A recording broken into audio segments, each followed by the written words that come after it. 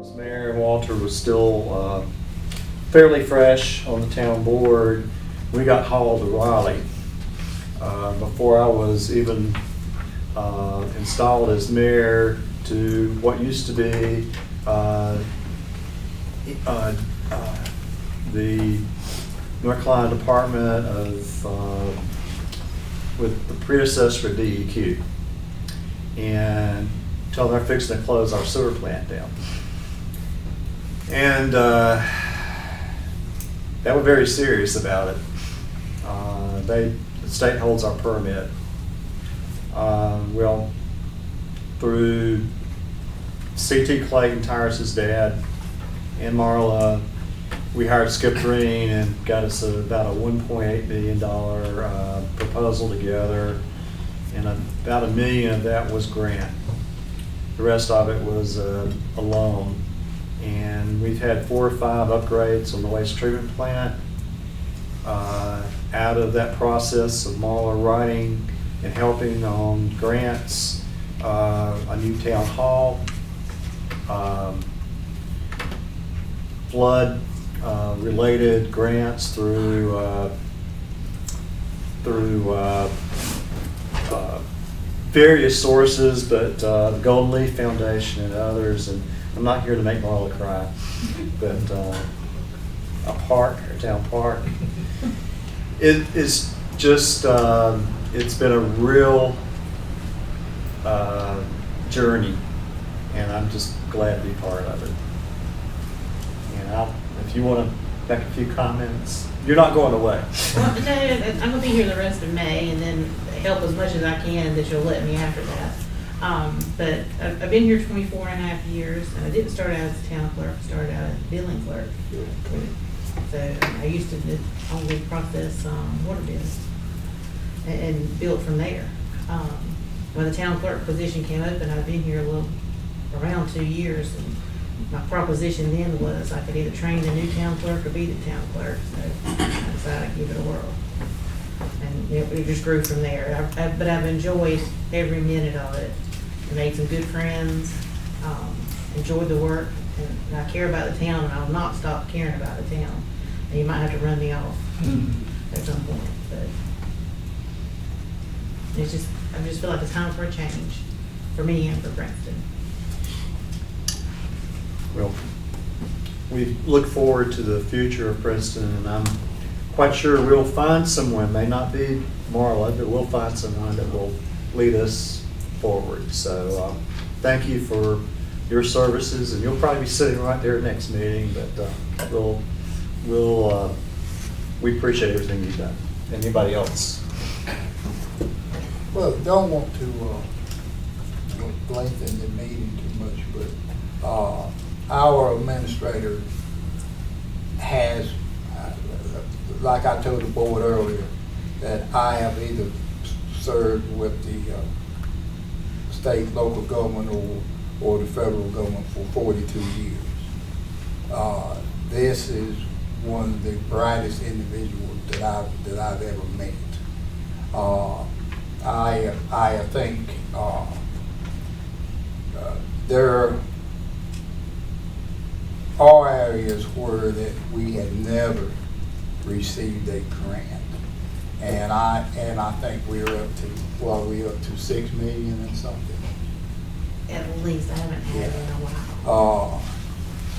We have received over $6 million in grants. Well, without that grant money, we could not have done any of the stuff that we have done. And like I have said many times, that local governments, state government also have to hire the very best that is out there if we want to grow. And I think that most certainly that the administrator has proven herself over the years, and the entire Princeton community owes you a great debt, young lady. Thank you so much. If I could just add, as I've been on the board about 8 years now, and before you're on this board and you're just a citizen and you're sitting out there, a lot of things why don't we do this, why don't we do that? And you come in and you want to just change everything immediately. And Marla has done a great job of educating me on why you can do certain things, why you can't do certain things. And she has helped this board out many times when we're not quite sure the steps to take. And she's had the experience and knowledge to tell us what the proper way to do things is. And I would just like to, and I've said this to other people, but the thing that made Marla special is that she takes ownership of the job. She doesn't just come in, clock in, put her hours in, and go home. She's sending out texts or emails at 10 o'clock at night on something she's just figured out on a spreadsheet, and she's got the interest of the town at heart. And so I want to thank you for all you've done for the town. And on a totally different note, we always use this time to have little comments.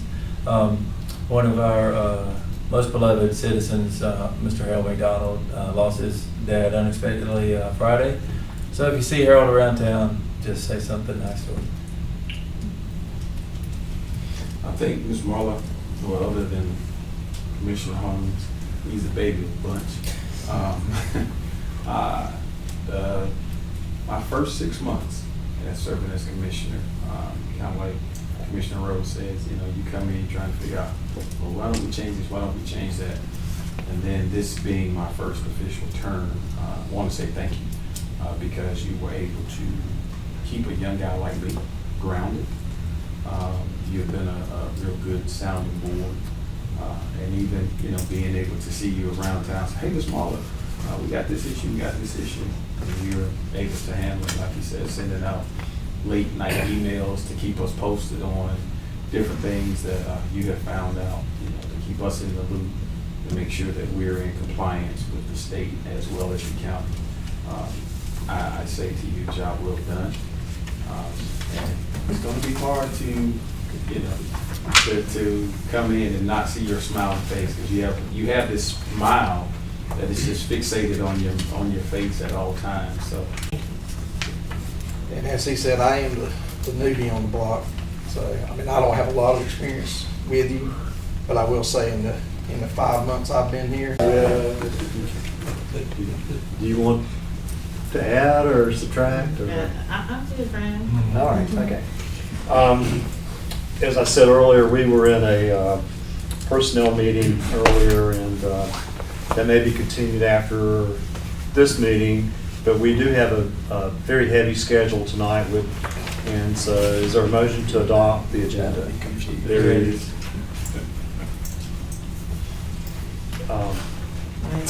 Is there a motion to adopt the consent agenda? There is. Thank you. All in favor, say aye. Aye. Raise your right hand. Yeah. Okay. We did. Persons to be heard is, first one is Brittany Ankerson, Little Free Library. You want to? You do? Okay. And thank you, Brittany, for coming. No problem. So this is my, do I just tell you my idea? Okay. As it says in the email, I wanted to suggest maybe I call it the Little Free Library, but that's an actual organization, so we could call it whatever we want to, but it would simply just be a covered bookshelf, kind of a bring a book, leave a book thing. But I thought it would be something good that we could put at the community park. There is one in Smithfield at the Shrike Building, so that's typically where I take all of my donated books. I don't know if y'all are heavy into reading, but if you go to the thrift store, they sell their books. And that's not the direction I really wanted to go in. I alone have enough books to keep this thing going. But I wanted to give the kids an opportunity to have a really good selection of books and it be free to them. So in my mind, this book, it's not going to be just like second hand-me-down books. I want to really put good books up there. I want it to be for kids. I want it to be for adults. Again, I have the materials necessary to make the bookshelf. I guess I just need the okay.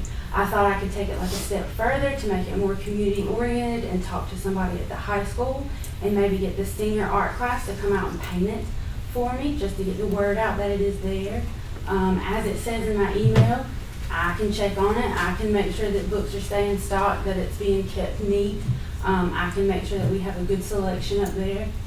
So, do you have any questions? And we have our chairman of the library committee with I'm us. thinking, where have you been? Yay! And I have a little free library at the Yeah, end she of my does. library, at the end of my driveway, and there's Mhm. several in Smithfield, and Princeton doesn't have one, Yeah. and yay, I'm all for it. And not a lot of people, I know we have our public library, but it's in the school and not a lot of people even know about For it. a while. I heard, or go to it, and I just wanted to give kids the opportunity to get really cool books. And as I said, it's my goal to not just put like whatever up there. I want like the newest books that are up there that kids are into, because I don't know when's the last time y'all bought a book, but if you go to Books A Million, the cheapest book is like $15, and no kid's really gonna want to spend $15-20 on a book. You can order them offline, but how many kids are telling their parents to like order them offline? So I thought maybe if I could put it at the park, and even because I've been there with my kids, and I've seen like even the older kids go and they sit at the picnic tables and they hang out, and just by chance, you know, they might pick a book up and this really might start something cool. So I just thought it was a good idea, and I see the one at Strat thriving. I mean, there's always kids around and checking it out, looking at it. So I thought it'd be something cool we could bring to our community as well. Actually, you say that, and I was there 2 weeks ago and got my kids 2 books out of it. I'm forever in that thing and taking books and switching books out, and I just thought, and as I said, like I want something for everybody, because in my own personal library, I have enough to supply for everybody, kids and adults alike, So you would be weekly monitoring the box? Yes, because I make it a point when I drop my daughter off, she goes to Princeton, I'm from Princeton, I stop at the library and I walk the track and I go out there and do yoga, so I am literally there every single morning. It wouldn't be a problem for me to constantly keep an eye on it. And I chose a lot, or not the library, I chose the park because it's cameras, there's surveillance 24/7, so I figured nobody will be ugly and mess with it. Do you have rules that they have in Smithfield, or any guidelines that you would follow? I was given the rules at the Strat building. The only thing I would like to put up there is like a little note that just says be mindful, because you know we can't watch every kid, and you would hope that they would never do anything ugly or stick anything ugly up there, but you don't really know. So I would like to stick a note up there that just tells the parents to like maybe flip through the book, be mindful. But as I said, I would be the one going over everything, checking over everything, so I wouldn't think that too much would get past me. But I don't have like a set list of rules, nor have I ever seen any.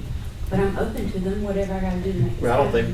think we need to write the rules, but it just needs to be some common sense. I was hoping it wouldn't take much, you know. Okay. Yeah, we had a few years ago, someone came and they never followed through with this idea. And the principal at the school was on board with it because he was going to get, I believe, some people at the school to help build the thing. Mhm. But anyway, like I said, it never happened. So it was very positively thought of at that point. It just didn't happen. So glad to hear you go. Mhm. Any more questions? If not, is there a motion to give Brittany permission with the Little Free Library project? There is. I'll say. It's been motioned by Commissioner Martin, second by Commissioner Holmes. Any further questions? Hearing none, all in favor, raise your right hand. All opposed? And it's all done.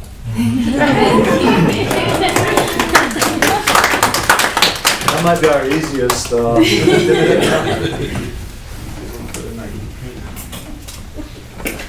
Next is review for adoption of the final plat for Reinhardt, 766 Gurley Mill Road. And if you want to give the report from the planning board, April. The planning board, if you want to pass those, take one, pass it. The planning board reviewed and noted that it does meet all the requirements and recommended to the board to adopt the final plat. It was not for a hearing, it's just up for a motion. Okay. Ryan, do you want to speak on your behalf? No, sir. This will be for your residential home. Yes, sir.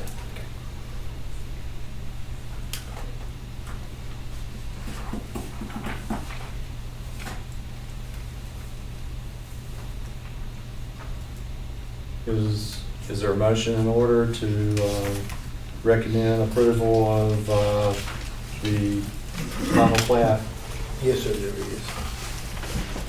Motion made by Commissioner Martin. Is there a second? Second by Commissioner Robinson. Any further discussion? Hearing none. All in favor, raise your right hand. All opposed? Motion passes unanimously.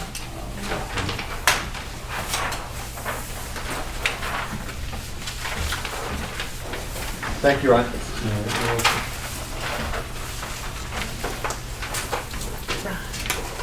get to sign and I need you to get that to my, yeah, you were here. Let's be recorded, yes. Next, it is 7:29, and we will start a public hearing on a special use application submitted by Venture Capital Partners. And if anyone wants to be sworn in, this is a finding of fact. Their name need to be on the list. If you're not on that list and you want to speak as an expert witness, so you've got to be qualified in the area that you're speaking, it is now time for April to swear you in. So who do we have that's going to be speaking?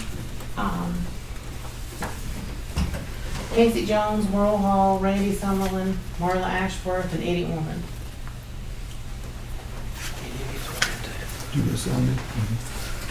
So we're just gonna get sworn in right now. Okay. Are you? Okay. If you'll raise your I right called your hand. name in. You need to stand up and Stand raise up. your right hand, please. Do you solemnly swear or affirm that the testimony you're about to give is true and accurate to the best of your knowledge? Do so by saying, "I do." I do. I do. Thank you. In April, do you want to go over the ground rules of our public hearing? What is the topic that we'll be talking about at the public hearing?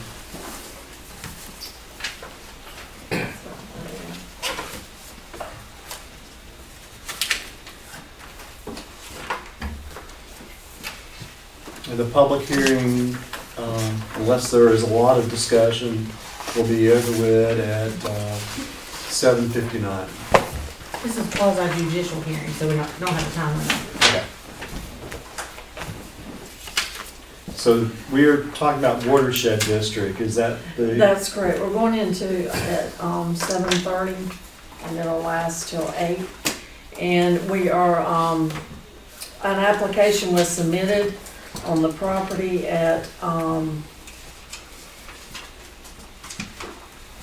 they gave a parcel number, but it's the property facing Pine. I'm looking for the address. But the discussion is for the relief of the watershed, 10% requirement up to 70, and reduce, well, that's all that we're discussing this evening. And I sent out notices to the neighbors. The, has been advertised and posted. And I believe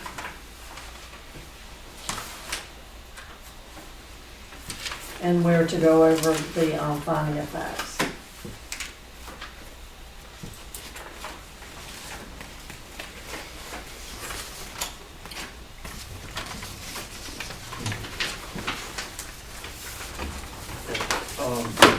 Point of personal privilege for 30 seconds. Marla, can I see you?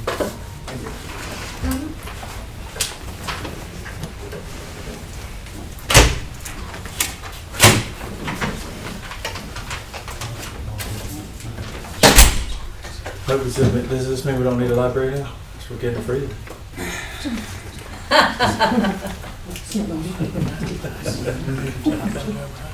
Commissioner Rose. Don't get me started. We're so close.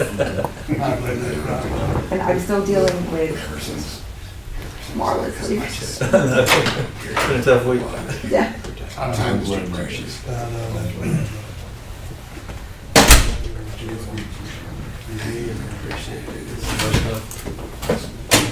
After reviewing the property that is requesting the rezoning, I own a property across the street, and so I will turn the meeting over to our Mayor Pro Tem. So there is no opinion that I am have a vested interest in what's going on. Okay. All right. So I guess the. Sorry to surprise you. Yeah. That was just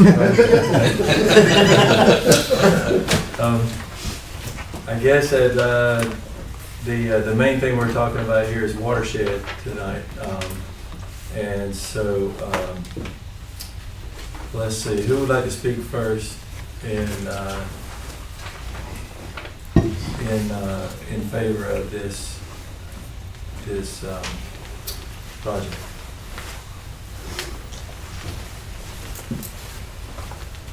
Earl Hall Land Surveying, 1899 Stevens, Chapel Road, Smithfield, NC.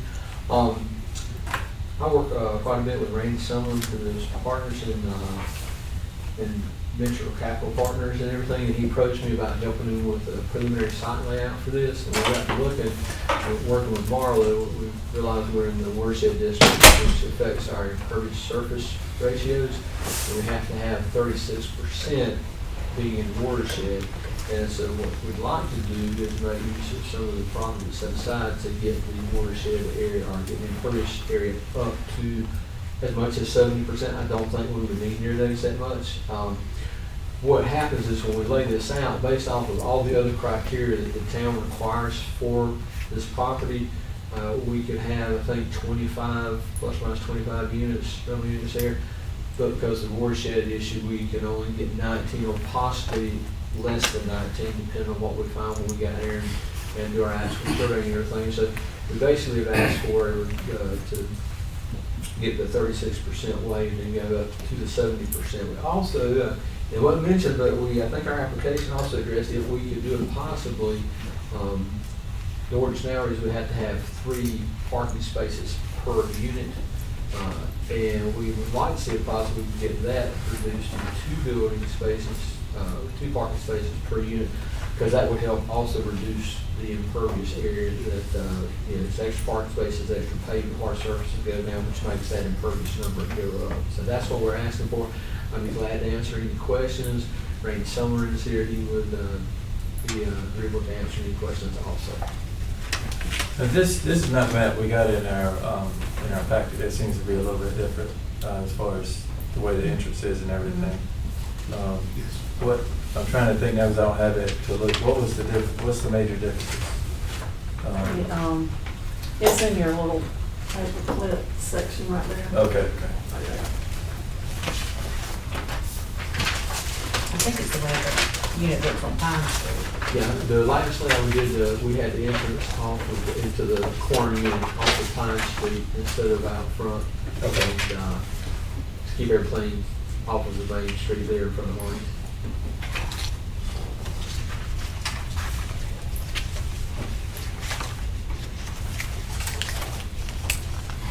So just to clarify, you're not approving the layout or the number of units or anything like that, you're just letting them know whether or not they can exceed 36% impervious surface.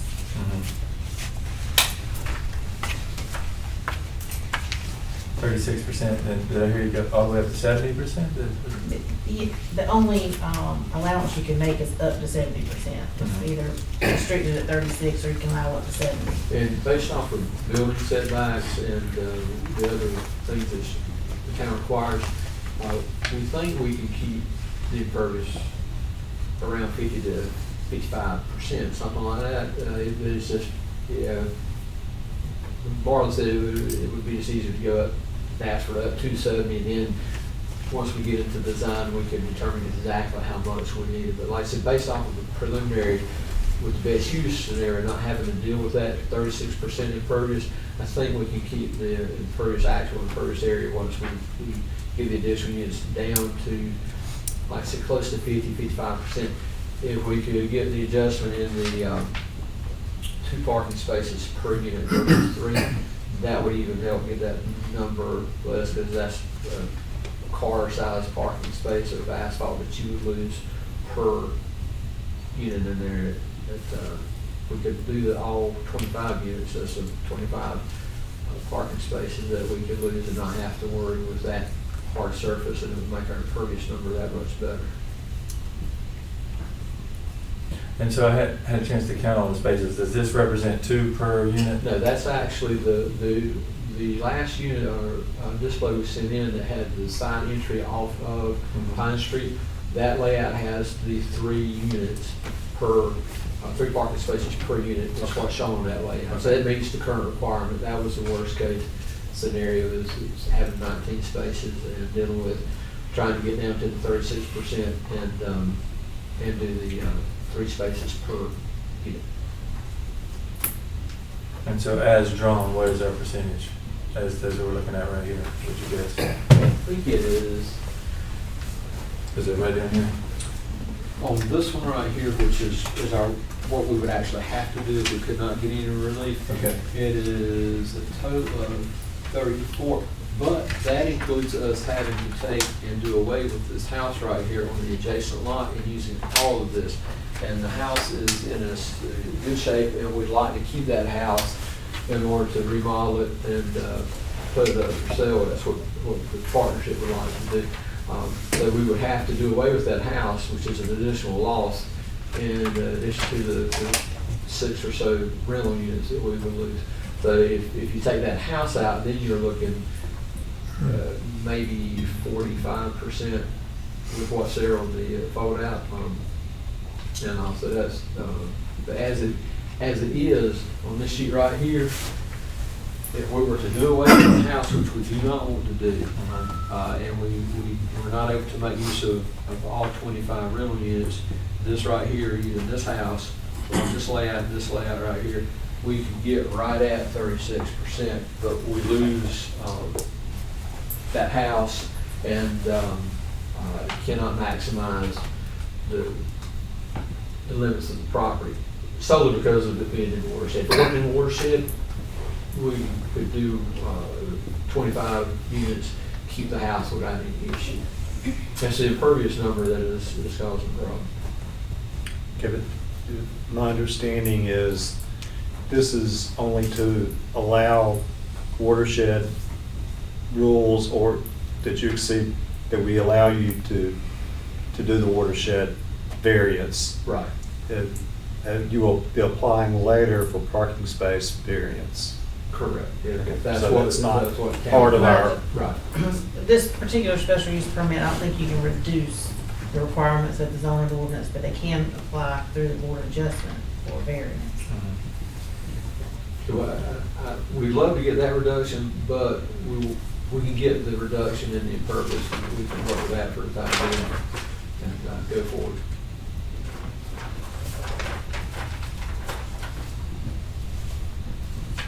So I guess I'm a little confused. Which map is it that we're trying to shoot for? The one that goes through the house or the one that goes around the house? This is what we're calling worst case scenarios. Okay. There's actually another layout that shows the additional 6 units and parking going on down there. Because that's what we would like to get if we can get the adjustment in the impervious. Okay. I think they're just trying to show you where the hangup is. Right. Gotcha. That's right. Like I said, they're not looking for any approval of the layout. The final layout could be completely different from what you see. I understand. It would actually be, it would be similar to that, it's just, it would go a little farther to the west with an additional bank of parking and an additional building unit with 5 units in it. Or 6 actually. We would add one unit to the last building there, and then we'd have another bay of parking in another building with 5 units in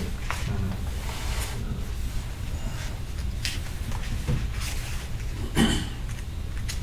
Now, and I know that we aren't dealing with parking tonight. But one of the revisions to our zoning rules that we just recently changed the rule where we went from 2 to 3, because we did a little study, remember, and found that most people had more than 2 cars. And what was ended up happening was that their other cars normally parked on the street or parked elsewhere. The rules went from 2.5 to 3. So I know we're going to be dealing with some watershed issues if the community development project goes through. So I guess I would ask our town administrator, like, how much watershed do we have spare for a project like this? There should have been a paper in your, This in is your, Liz. you had 18.99 acres. It's behind there. Okay. Now, and I was going to, I think I messed around and I got my papers mixed up.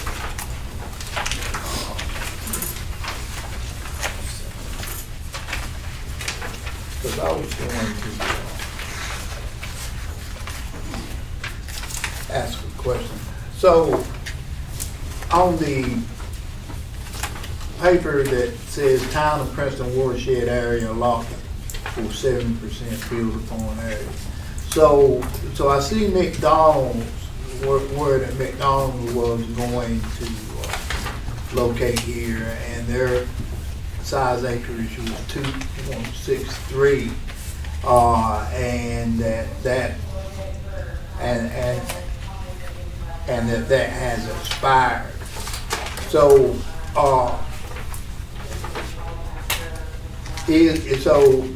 is that 2.63 taken out of the 18? No, it's included in there, it's back in there. Because the number didn't Okay. change from one line to the next, so when it expired, it didn't come out anymore. Okay. But that all right. 2.63 acres is this same property.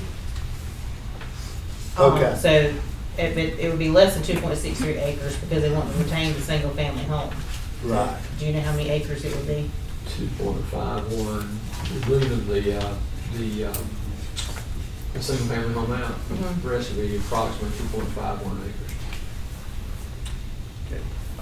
Under finding of fact, we just adopted our stormwater ordinance. This is over 1 acre of land where they have to have a stormwater ordinance. That is the man who knows right there. Because he's working on the manual. Yes. You're not been sworn in. So. I was thinking we should swear it in.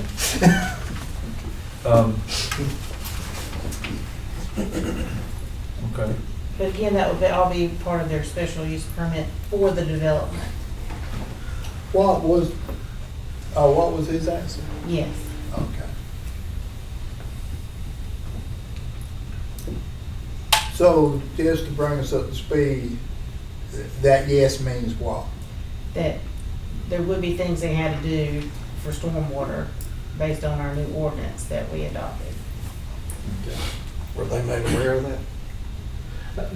No, we may have touched on it briefly, but any project that I'm involved in, I always know that we're going to have some sort of issue with it, and so when the time comes, We really hadn't gotten past what's permitted and what it would take to maximize what's permitted because the watershed rules popped up as a concern.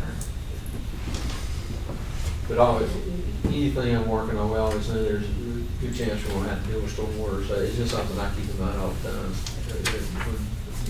In fact, when we got through this process, that would be the next thing, is talking to the civil engineer and going over the town's ordinances and what was required from utility standpoint and stormwater management standpoint, and go from there with the site layout.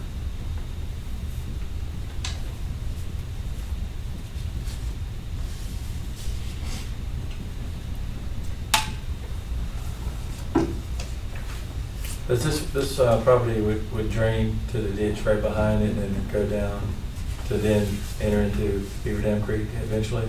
I haven't, it depends on what the topo is and this out there, so we have to, what we normally would do in the case like this, once we were able to proceed forward with the design. We got their as-built topographic survey of the site, check all the sewer, get inverse types on all the sanitary sewer, and the same thing with storm drainage pipes, check sizes, get inverse and determine which way everything was flowing, and make sure what, the civil engineer would take care of, using that information, delineate the water basins, and see which way everything flowed, and go from there as far as how it would actually leave the site, what we would need to do to contain to meet whatever the town's requirements are under the new stormwater plan.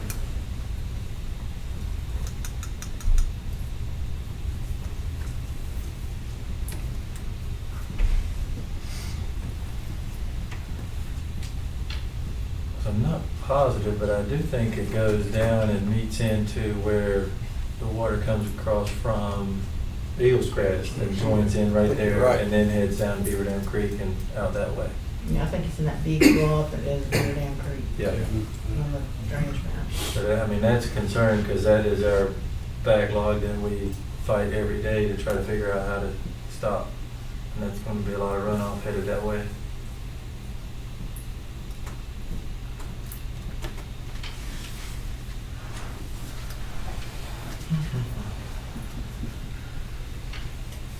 I think there's gonna have to be some sort of containment on the site. I don't think all the water can run off of it. And that would be part of the main, the thing that we're working on. So that, they do have some property down at this end that could potentially be containment. Like I said, whatever the town's requirement is on stormwater plant, that's what we're working toward. If it's a wet pond, dry pond, underground storage, however it needs to be, is what we'll design to when the time comes.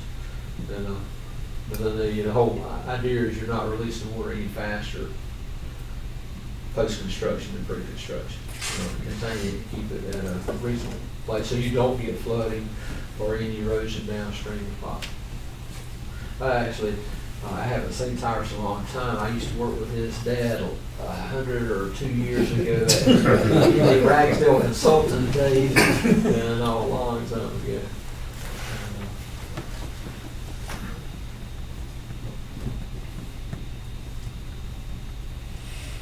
I understand everything you're saying, but they have to prove all that and show all that, their special use permit for the actual development. Mhm. But they need to know if they can, how their development is gonna develop based on your answer to this question. Right. So we can't get too far ahead of ourselves, Right. basically. And so if at some point then, during the process, it appeared that their stormwater problems were going to exacerbate everything downstream, it could potentially be that they can't even build this big a space, but the stormwater permits would tell us that. Is that correct? They would have to have a plan that Draper Aiden approves Mm-hmm. as part of their submission.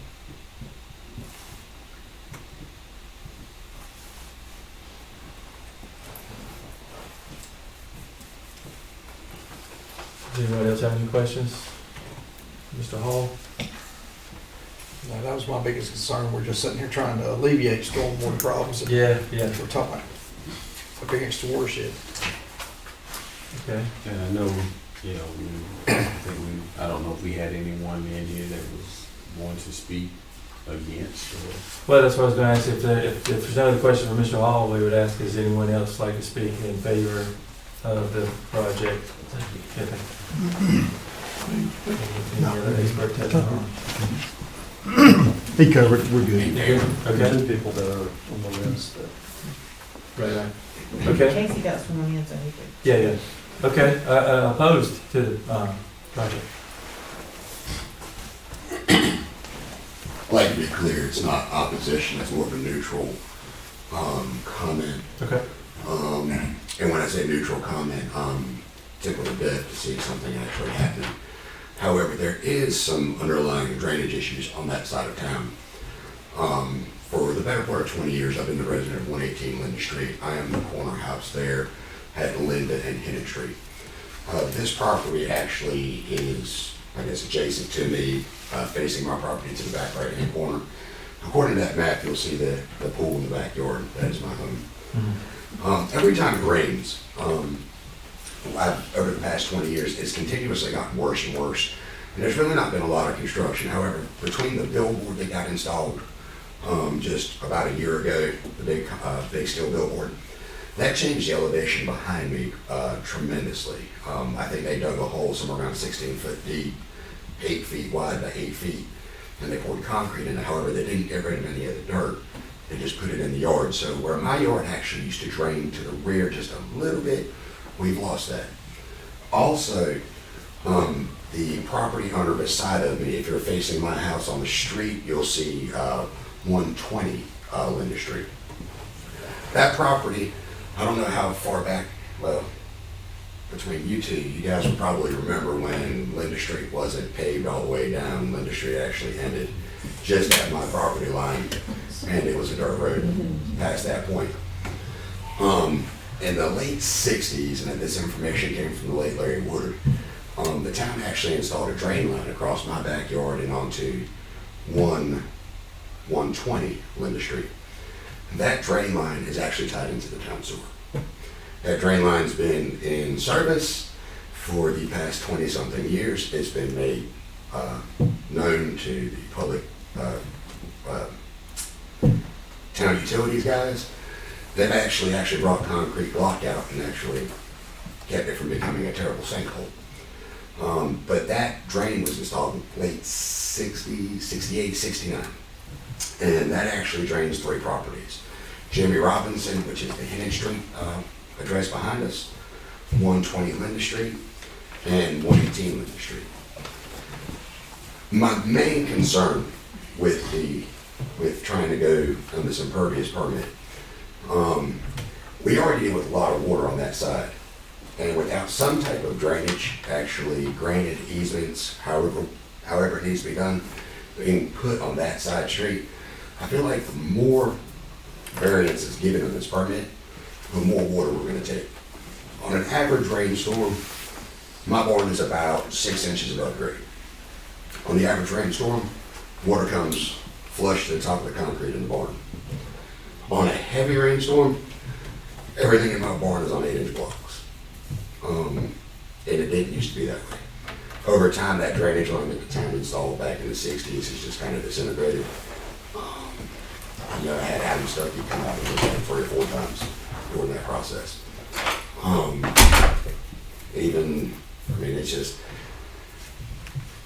It's a mess back there, water-wise. And I'm afraid that if you guys give any type of variance whatsoever in this project, that is gonna put my property in jeopardy of having property loss greater than what it already does.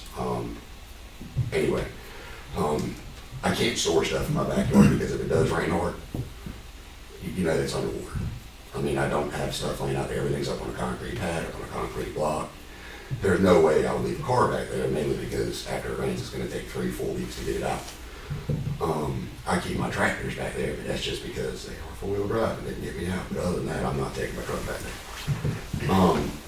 Again, that's my main concern. And I open up my yard property and anybody who'd like to come out and inspect that area, out in that area. It's always been open. But if anybody has any questions, the property in question here, when you're coming down Hennon Street, that property will be to your right-hand side on the back right corner. That property has just always been a drainage towards us. There is no drainage on that side street. There's nothing that goes to 70, there's no French drains, no ditch tiling, there's nothing. So any water that came back towards us, and I think we had different maps because the map I saw had the parking lots coming much further back towards Hennon Street. Looked like there were more units in it in the map that I got in the mail. And I think that's one of my biggest concerns is with the larger we go, the more water we're gonna get. I'm all for the building, guys. I'm not that guy. However, I will say that I think it's gonna cause a major mess back there as far as water goes and variances and giving bigger variances. I'm glad to have new neighbors. Anybody have any questions as far as any of the water shed? Is the billboard you mentioned, is it on your property or? It would be, It's just on the map. yeah, on this map here, this would be Mr. Robinson's property here. Okay. It's actually back here on this back corner of his property. It's raised this area up. Okay. And the drain that is installed actually is over here, it comes all the way over here. That drain, I've actually uncovered it on several occasions. It's actually a terracotta pipe, 8 inches in diameter, and it's covered with about 1.5 feet gravel in each direction. Some of it is perforated to try and help get some of it out of the ground, instead of help some of it leach off before it does it. So, but like I said, it was installed sometime in the late 60s, early 70s. Well, just saying this, we worked really hard on our new stormwater ordinance that this project would have to follow. So it would be my hope that if this did go through, that you would actually see improvement rather than the status quo as of what it is now, because there's going to, all of the things that you're mentioning as to where the water is flowing would have to be taken into account to not make those things worse. So you could potentially see new drains, new ditches, new things to take care of that problem. So I get your concern, Doug. Mr. Rhodes, with all due respect. Yeah. Blight promises when we're dealing with real property is a big issue. Yeah. It's one thing to talk about putting in drainage, and it's another thing to do it and ensure that the property owners on adjacent properties are well taken care of. I would like to see some type of drainage if this property goes through, say, adjacent to me 120 Linda Street, 120 Linda Street, and he's been all about, we got to get some drainage in between the two houses. This water actually penetrates his foundation onto his outside garage. And we've been trying for quite some time to figure out how to do it, but it is expensive. I mean, no longer than this drain would be. We're still talking about $3,500, $4,500. So, it's one of those things, and I get what you're saying, Mr. Rhodes, 100% Commissioner. But at the same time, I just want you guys to take in very serious consideration that giving more variance on watershed is definitely going to cause an issue. You can see the slope of the property from the house. Been looking at it for 20 years, it comes towards me. And that scares me, granted that I already have the water issues that I had. And we have no more drainage in that area than we have. And like I said, I'm taking a debt to have new neighbors, so bring them on. Okay. I'd just like to make sure that there is some drainage. Any questions for Mr. Jones? Thank you. Thank you very much.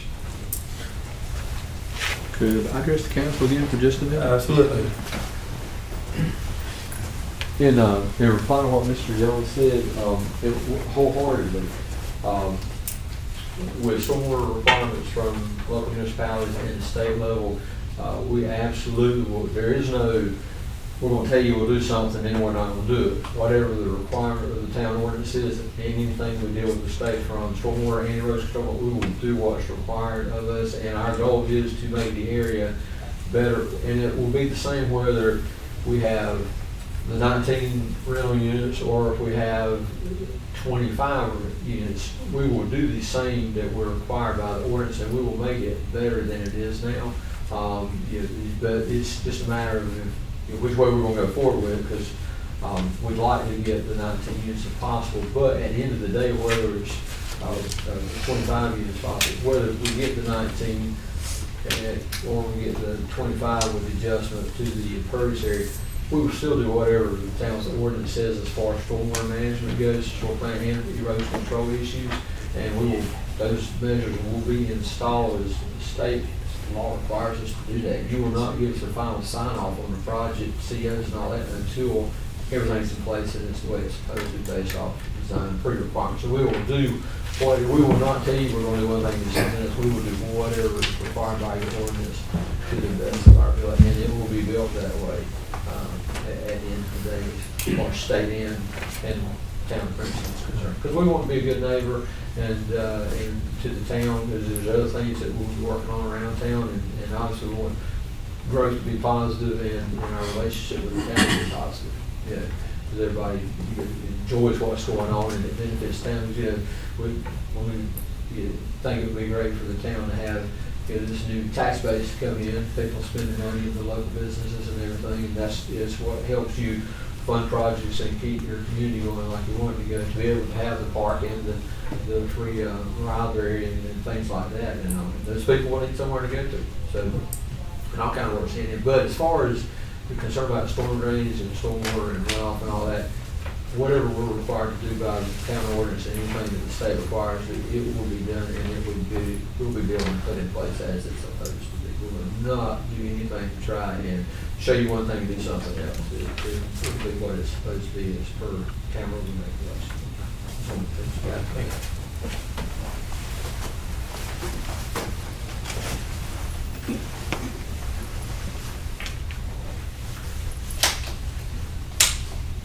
If we ask, if we wanted to ask Chad a question, he would have to get sworn in.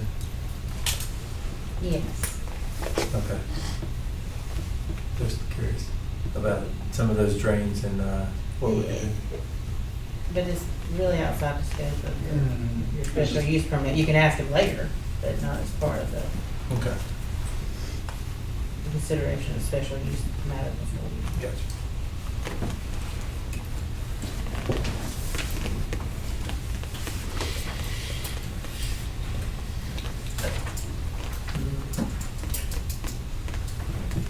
Is there anyone else that would like to speak on behalf, before, or against?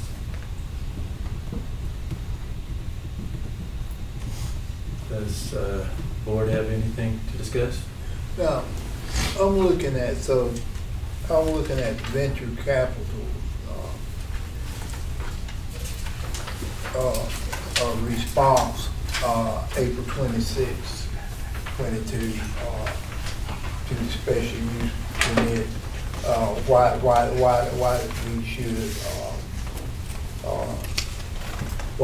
we should allow it. And so, let me just say this up front, and it may not have that much to do with whether or not we're going to approve the 70% of dollars. But I don't see going back to 2 spaces, because we changed to 3 spaces for very good reason. Because we saw with the last buildings that was being done, that the 2 spaces that most of the people that were moving into those townhouses and whatnot, that they actually needed 3 spaces. And so now I know that that I'm gonna be pretty firm on that, because we changed our zoning ordinance for very good reason. So that would take them, they may not be able to get the 25 spaces that they want. But looking at their responses, that it does look like that. Number one, that what they're actually proposing, that it is allowed, but we just have to make up in our mind whether or not we're going to allow the to go up to the 70% or not. And so my question to the board is, if we're thinking about not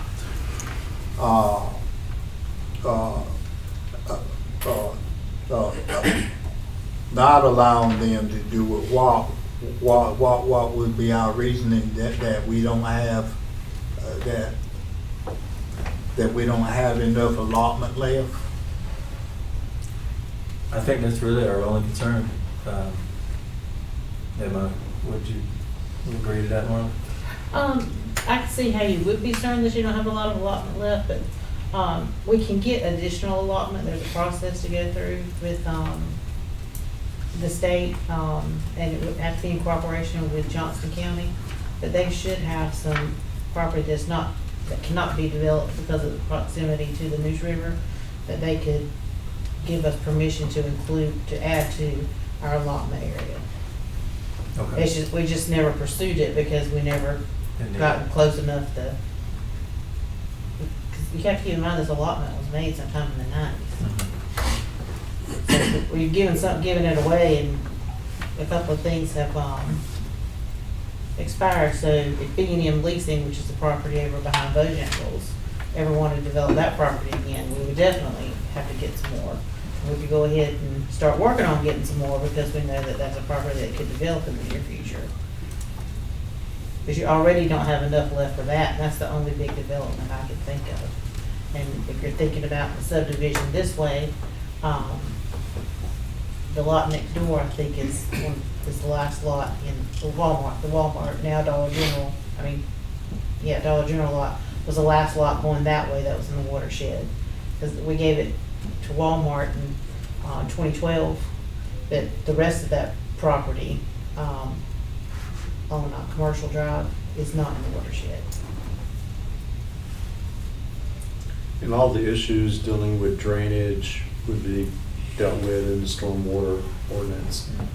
And the issue with parking spaces would be at the future meeting. So we're just really dealing with watershed issues.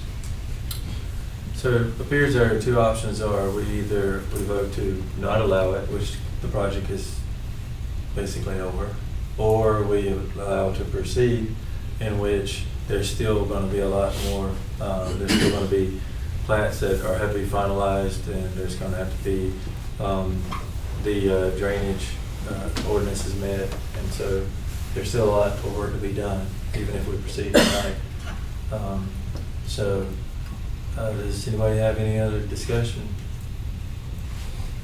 Because it's my belief that part of their area is, I think the end result is going to be that they're going to not use as much impervious property as they're wanting to,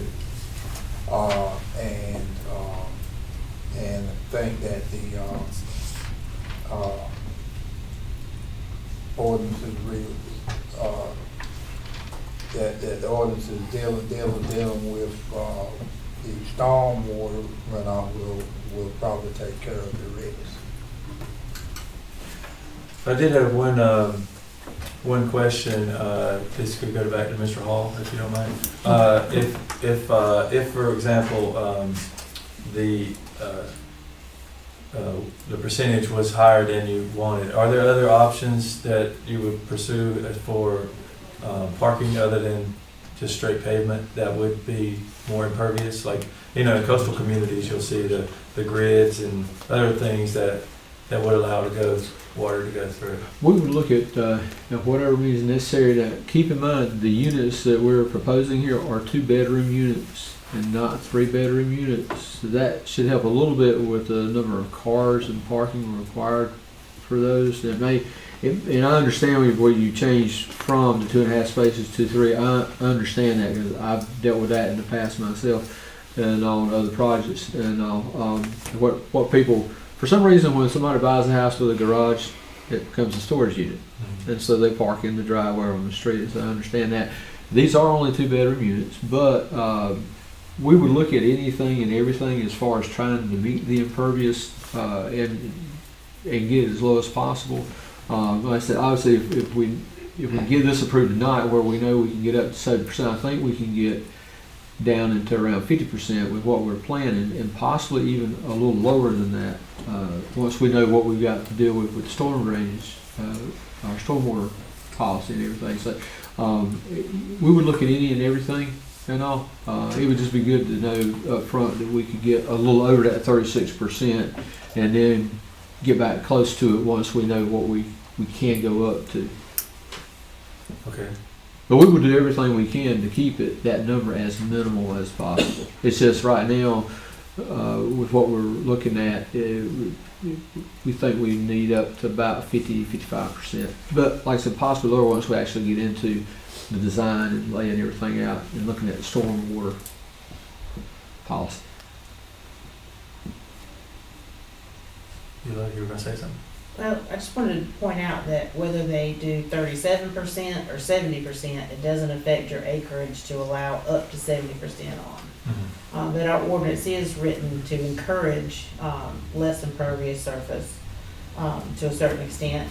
And typically, the less impervious surface you have, the less expensive the project is. So I think there's 2 or 3 different incentives to minimize impervious surface, but at the same time, we're requiring 3 parking spaces per unit, and they have to address that.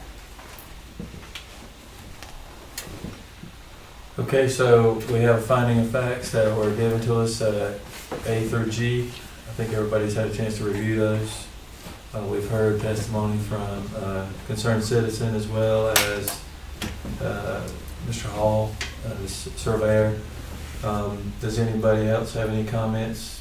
If not, do we hear a motion? Yes, Mr. Mayor Pro Tem, I would make the motion that we approve venture capital's request to go up to 70% on built surface.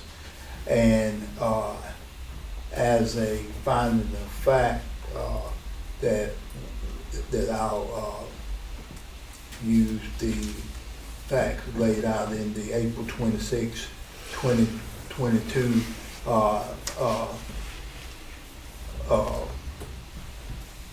writing that was produced by Venture Capital Partners LLC, that laying out A through G what the findings of fact are, and I would include in my motion that believe that they do meet the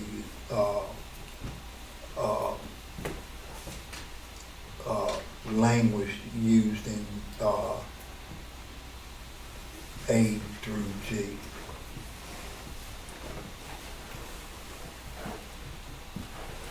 Any motion's been made in favor of granting the increased watershed? Do I hear a second?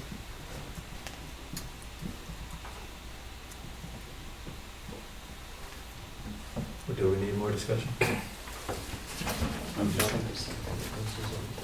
I'll second. Okay, very good, thank you. Okay, I have a second, so having only 3 voters, that it was actually unnecessary, so all in favor? You get that. Oh, I can vote on it? Yes, I can vote, okay, Just good. one. Okay. Also on my finding the fact that I would also like to include the fact that that testimony was given by Mr. Jones about flooding in the area, and that the board found that believe that our watershed ordinance will properly address those concerns. Good. Okay, motion's been made. All in favor, raise your right hand. All opposed? Motion carries. I'll turn this meeting back over to the mayor. Thank you very much. A lot of work to be done. Thank you. Thank you. Really appreciate it. Thank you so much. All right, have a good evening. Good speaking to you. Tyrus, you want to address the downtown, Yeah. for all the projects, the Yes, particular sir. downtown project at this point? We'll get to the library in a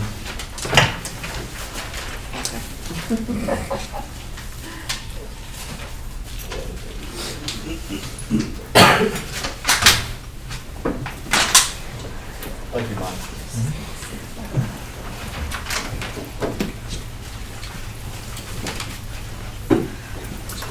Just a minute there, young lady.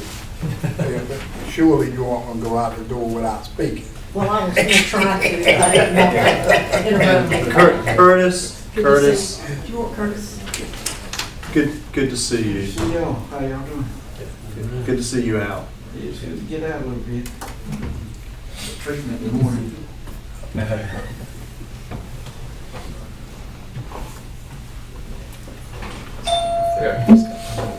So we are getting close to finishing the downtown project, actually. We met with the contractor 2 times in the last 2 weeks to look at several things. We've done a preliminary punch list on all the work that's been completed so far. I will have to say they've done a pretty good job of trying to address any householding items as we went along, as either Chad mentioned it, or CT, or I, or somebody else from town mentioned anything that needed to be addressed. They have, in our opinion, tried to take care of some of those things along the way as quickly as possible.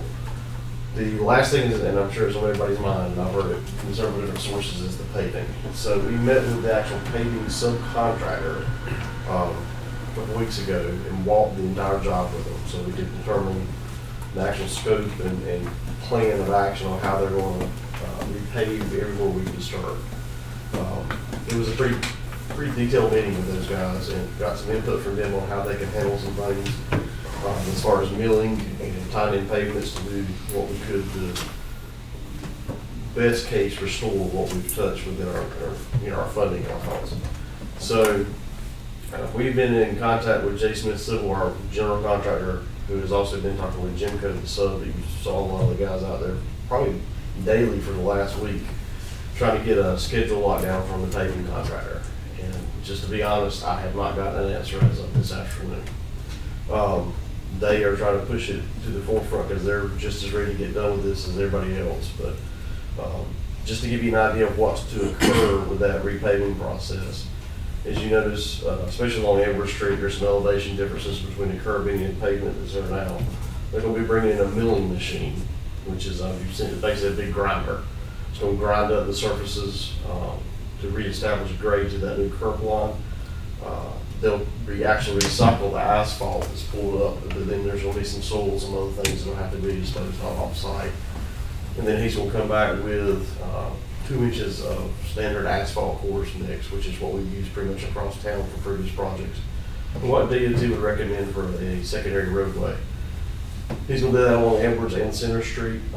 Anywhere we're tying into existing pavement, there's going to be a mule strip, which is basically, instead of doing a cold joint, it'll be a little bit of a feather, so there's an overlay there to give you better structural strength on it.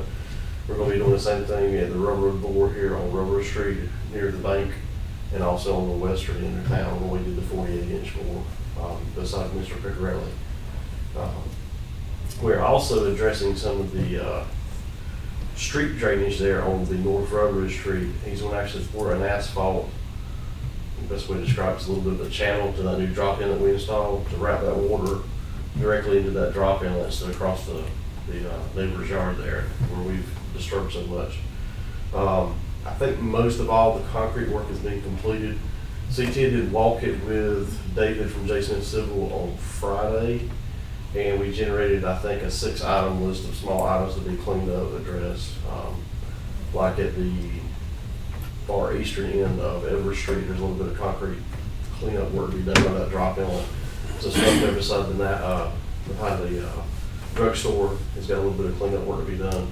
And then just some general household items like the lay down yard they used to here behind the community building. And they still have to establish some gravel for there beside the retaining wall on the side of the creek. Some of that area's got to be cleaned up a little bit. So we're pretty close. If we could get the paving crew in there by this time next month, we should be done and finished completely with the project. Most everything's being reseeded or grassed. I think most of it's come up by now. Yeah. But we'll be doing a final walkthrough with town staff and the contractor as soon as the paving is completed to make sure we find anything else that needs to be addressed, and we'll be pushing them as hard as I can to get them done. As soon as we hear back from the paving company, we'll let Marla know so she can pass out the word to you guys when that's going to happen.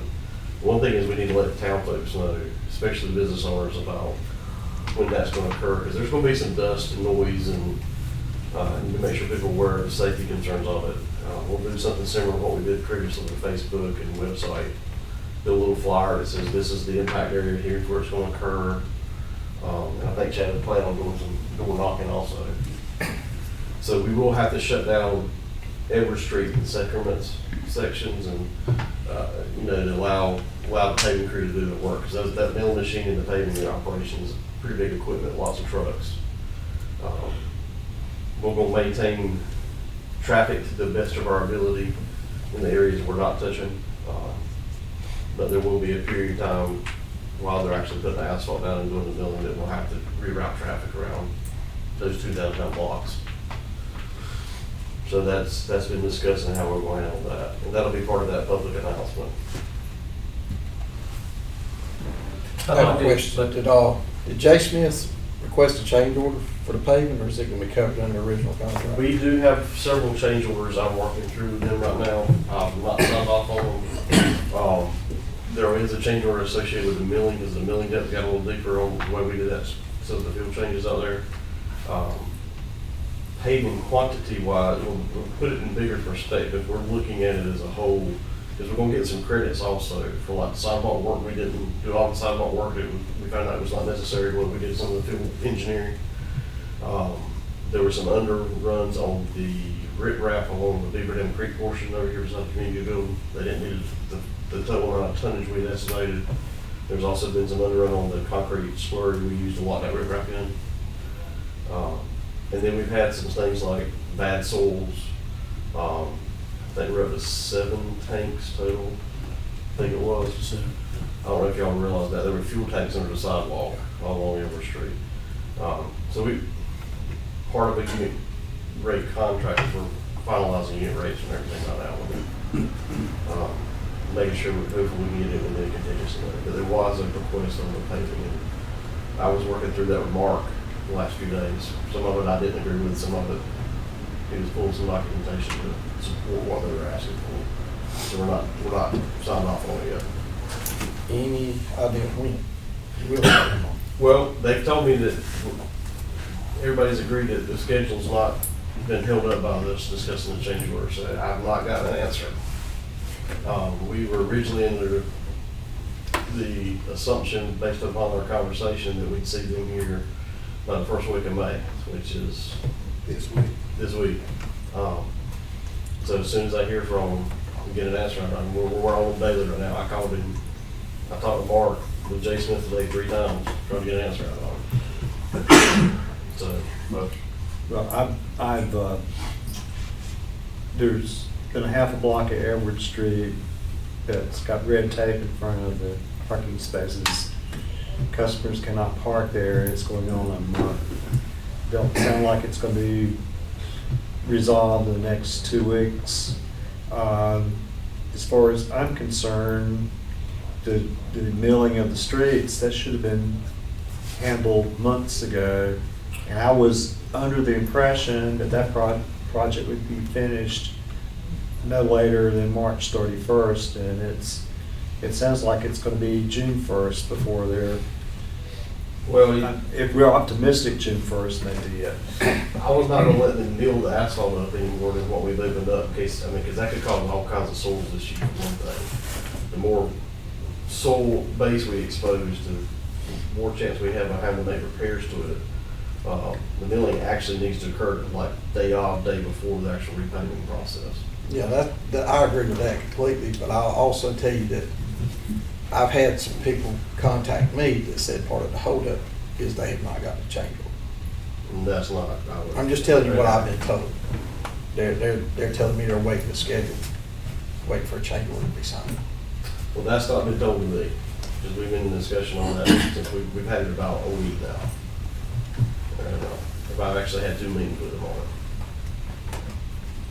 How many days once the milling machine is here, do you think it would take? He said it's less than 4 days he should have everything completed. It's one of those operations, once they start, they're not gonna stop. Because that machine and everything associated's gotta go to the next job. Do they work evenings or just the daytime? They'll probably work long hours. I wouldn't say they work at night, unless we ask them to. And if we do, it's gonna be a cost. But typically what we see with the paving crews is they're gonna start first thing in the morning and go to it's probably dark. Especially this time of year.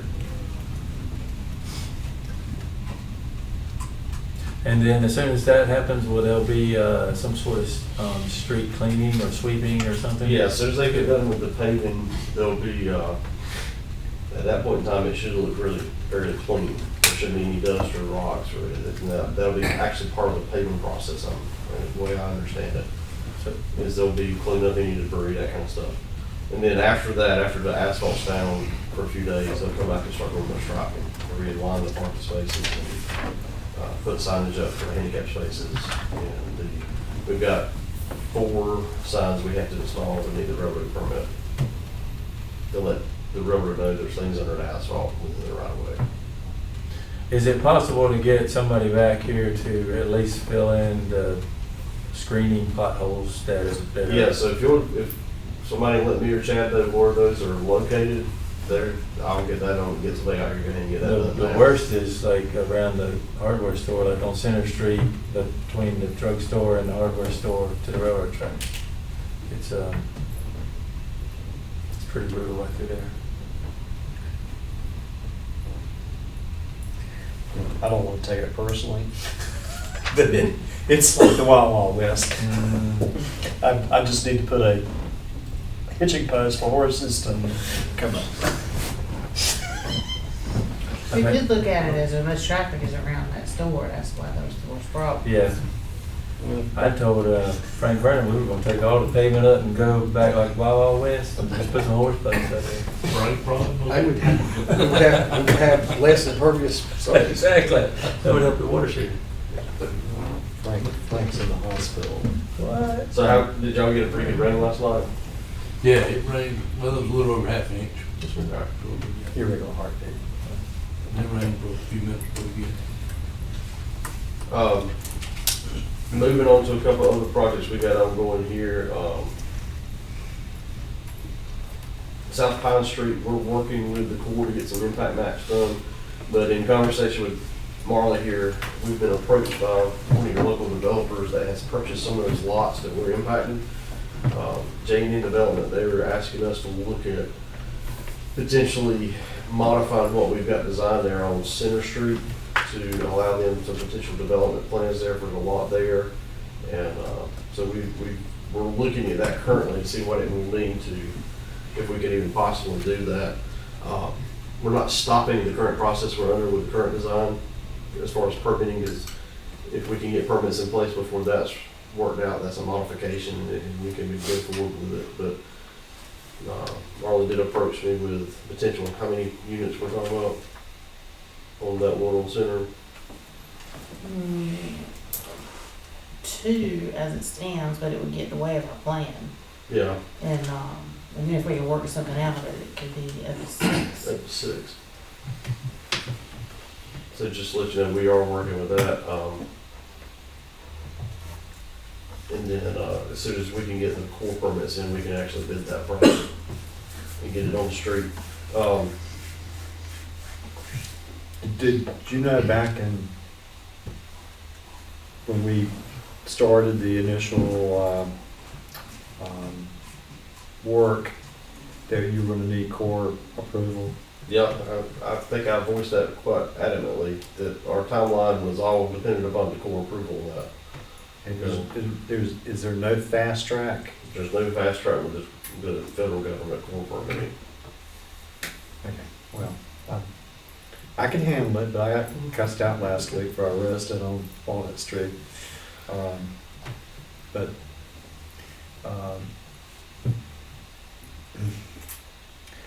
Just things just move much slower than we're in another hurricane season coming up in 30 days.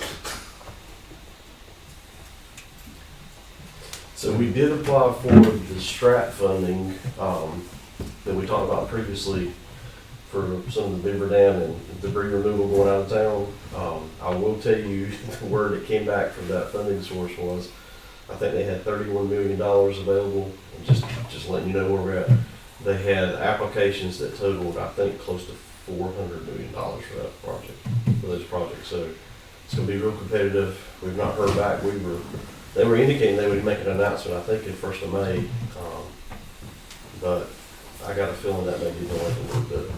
But we are also looking at other sources of funding. ARPA comes out with their second round in September. They're gonna release the rules as far as the stormwater grants, as far as what the criteria are versus July. So we're waiting to hear what that means to everybody and how to put those grant applications together. And we'll be working with that. And there's been several other potentially designated funds for some of that federal money coming through to different organizations. We just haven't got a defined path yet on how they're going to issue those grants. So we'll be definitely tracking that for stormwater projects as much as we've identified across the town that needs to be done. We are all working on Beaver Dam Phase 2. I think y'all seen our surveyors out there last month. We've got all the surveying completed and are taking that data right now and doing our analysis on how to true up what we had done for some of those preliminary assumptions that was in our report. So that's actively going forward. Switching over to water and sewer, I think Marla passed out. Not yet. Not yet. And I know y'all have not seen this, it's because it's literally got done today. So I'll give you a summary of what's in here, and then y'all can digest it, and if you got questions, we can address it later. But Take April's back. we were tasked with looking at how to potentially serve the area around Martin Livestock Road with sewer. I think it was sort of originally came up as a discussion with the Princeton Church of God and some of their plans that are going forward with expansion and some of their campus development out there. So we looked at basically two separate options on how we could serve that area in the area along Martin Livestock Road with sewer from the town of Princeton. Taking you a little bit back in history, and I think Mike's familiar with this one, when we put that pump station in there below the lake, Yes. we hit rock. It was what we call rippable rock. It was excavatable, but it's not a very cheap labor force to do that. Talking with Dickie Braswell and some of the projects he's done and some of the other local guys, going up Martin's Livestock Road, that rock actually gets higher in elevation. Well, that's the theory anyway, based upon some of the excavations that's been done. So we looked at two different scenarios here about being able to dig through the rock, similar to what we did to set that pump station under at Holt's Pond lift station. And then we also looked at a scenario of keeping the gravity sewer shallow and putting a secondary pump station, which keeps us from having to dig so deep. It still serves all the areas. So there's two maps at the back that sort of lay out those two scenarios, but you'll see some properties highlighted. Of course, the blue is water, but the purple and red areas are some of the potential likely candidates of needing sewer in the near future, based on some conversations with the local real estate group that do that kind of work. And these were identified as potential candidates for development over the next 10, 15 years. Of course, the red area is the Princeton Church of God area, and they've got quite some grandiose plans for that campus. They're talking like 52,000 gallons a day in sewer needs over the next few years. So we basically looked at two different options, and in summary, you'll see some tables that lay out the cost of those. The option to serve all that with gravity sewer and not install another pump station came in at roughly almost $1.9 million. Now these are based on some assumptions, somewhat worst case scenario with the rock excavation. And then the other alternative, which is both a new pump station and a piece of gravity sewer, which will still be able to serve those areas for future development, came in at around $1.5 million. Now, take into account, we have put numbers in here thinking about current market rates and cost of materials that's quite fluid right now. So we're probably a little bit on the high side, but we intentionally are doing that, because of the way things are going. So how deep would the sewer be at the Princeton Church of God? So it would basically be about 3 to 4 foot deep. And if you read down in there, we could get it deeper, but your cost of course then goes up. They may have to put a private pump station unit on that site to serve their campus. which is not abnormal. We do those all the time for commercial developments that are elevationally challenged, because the rear of that property, depends on how they do all their layout and site plans, is about 12 to 14 feet below the road elevation right there in the front. That 12 to 14 feet is a big number when you talk about sewer depths. Okay, so my next question, and I know that other studies could be done from there to Hespa Church or somewhere beyond that. So we're not at the stage yet, but if our plant in Princeton had the capacity to take on 500,000 gallons of sewer from the Pine Level area, how many pump stations are we going to need? So I'm going to take that in two sections. So we're talking about always a chance to serve them at least by another pump station down farther. We are not finished, but I've got most of the high level interconnection study has been completed, but we're still sort of truthing it internally, the best way to say it. That one is going to take at least 2 pump stations. We were assuming on that one that we'll take over the existing pump station that's currently pumping in Johnston County. Probably have to do some retrofits. Not sure if the pump sizes will be adequate or not, but at least the piping will have to be turned around and pumped this way. But from a collection standpoint, we're pretty sure that Johnston County would probably give up ownership of that for very little dollars, just so that they can get rid of the maintenance of it. And what we've seen with most of their equipment and dealing with them from the towns out here, it's probably in pretty good shape. They keep most of their stuff pretty well maintained. But then just the length of that run to get from high level here is about 29,000 linear feet. That's a pretty good distance for a pump station. We're thinking it's probably going to take another pump station somewhere along the way. And at the same time, that will also open up areas of development around that secondary pump stations in between the two towns. But now, isn't a pump station about $500,000? They could be anywhere from $500,000 to $1 million, depends on how big they are.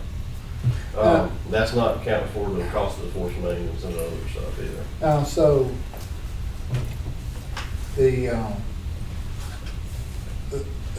let's go back to the pump station that we have there now. Yes. Now, we spend a lot of money to make that one deep. Mm-hmm. And so now you're saying that that's not deep enough? No, it's deep enough. It's the cost of the rock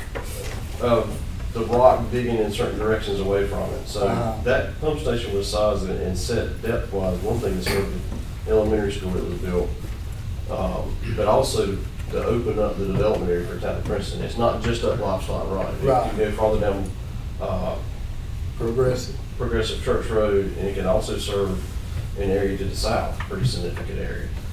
That rock is not present along that whole route. It's just that area around the pump station up towards Martin Livestock. There is a granite outcrop there. We've not done any geotechnical borings to locate it to get a final number, but just talking with people that have lived and worked in that area, there's a confidence level that there's going to be some rock excavation if we do gravity.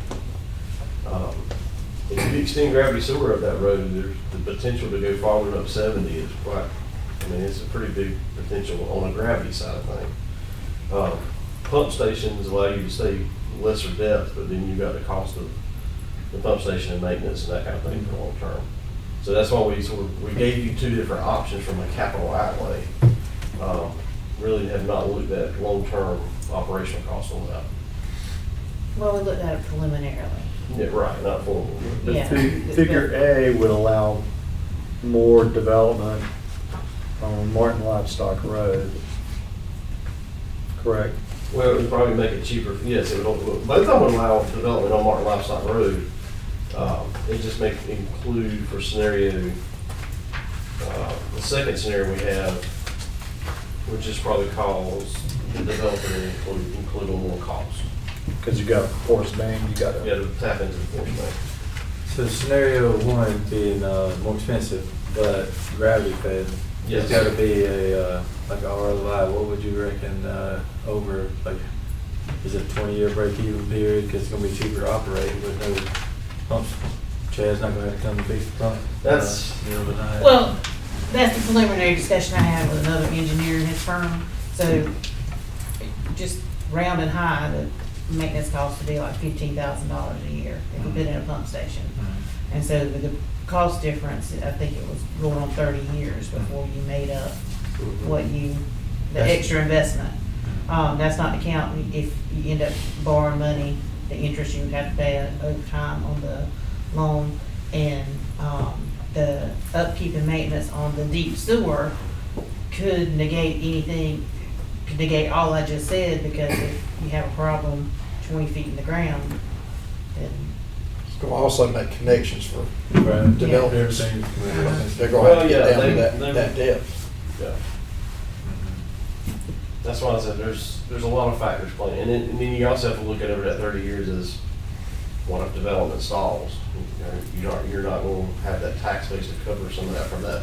Now, we can't look at it in individual areas like that with a town, but you do have to think about, is that area going to support the cost of that sewer? But the developer, if Mike could pay the difference for their benefit. Yes. Yeah. Just curious, when you're digging that line out that deep, do you occasionally turn up and leave access while the hole's open, or do you just usually just bury it deep and where? So every access? 400 or so feet, there's going to be a manhole. Okay. Which is an open top, you can get down in it. Okay. We typically don't leave any kind of other access there. They had to pay for that wide. But, 'cause that's a fairly deep hole, and even when we're doing the construction of it, we're dragging trench boxes and stuff that we keep it safe. Mhm. But yeah, it's, the potential for rock in that area, there's a reason to, if you go there and look at, I think part of that dam's sitting on it. It is. So the water level's down, the whole bottom of that dam is sitting on You rock. can see that rock It's full of ledge. rock over there. Yeah. Even on top of the ground, where we cut grass. And it might be rippable up top, but I can assure you where the bore is at, it's not rippable, because I bored through it. Y'all lost a bit of it. It did, it blistered it. It's solid granite at the bottom. So, this was like I said, a feasibility, is to start giving you some tools for planning and thinking about it and what it would take to service Princeton Church of God. Now, the other option that we hadn't really looked at is you put a pump station on that site and pump it all back. But you're really not opening up that area, it's the area around the church for service. And hypothetically, it could be 15 years from now before I-42 gets developed in that area. But there should be several clusters of commercial development along, particularly around Hesper Church. Yes. And north of south, where there's various intersections put in place. And we don't need to look after just residential growth. We need for commercial growth to be occurring east of I-95, because jobs will bring housing. But right now, we are limited in our commercial growth. There may be a opportunity for that property right across from Princeton Church of God too, because that development I worked on 25 years ago, and it stalled because they didn't do the legwork correctly, and went out and put the street in, and a whole bunch of storm drain there where they cleared back behind there, and the land won't perk. But there's already a development as bought part of that property, but That's they need sewage There's a big to it. purple block on our map So because of that. That's, Yeah. that's the area that could benefit from sewer. well, there's a lot of things that I That's think 12 this- acres there. that we It's can not do a with big this tract, but information. it's a start. We can contact the property owners that could benefit from it and have a meeting about their plans. We can seek, use this information to seek cooperative funding along with our treatment plant expansion project. It's definitely a conversation starter. I mean, there's gonna be cheaper ways to give particular property sewer service, but in the long run, does that benefit the town over a long period of time? That's why we didn't really look at small pump stations and serve water to properties, because that's really not beneficial to growing and giving Princeton a presence as far as I'm saying.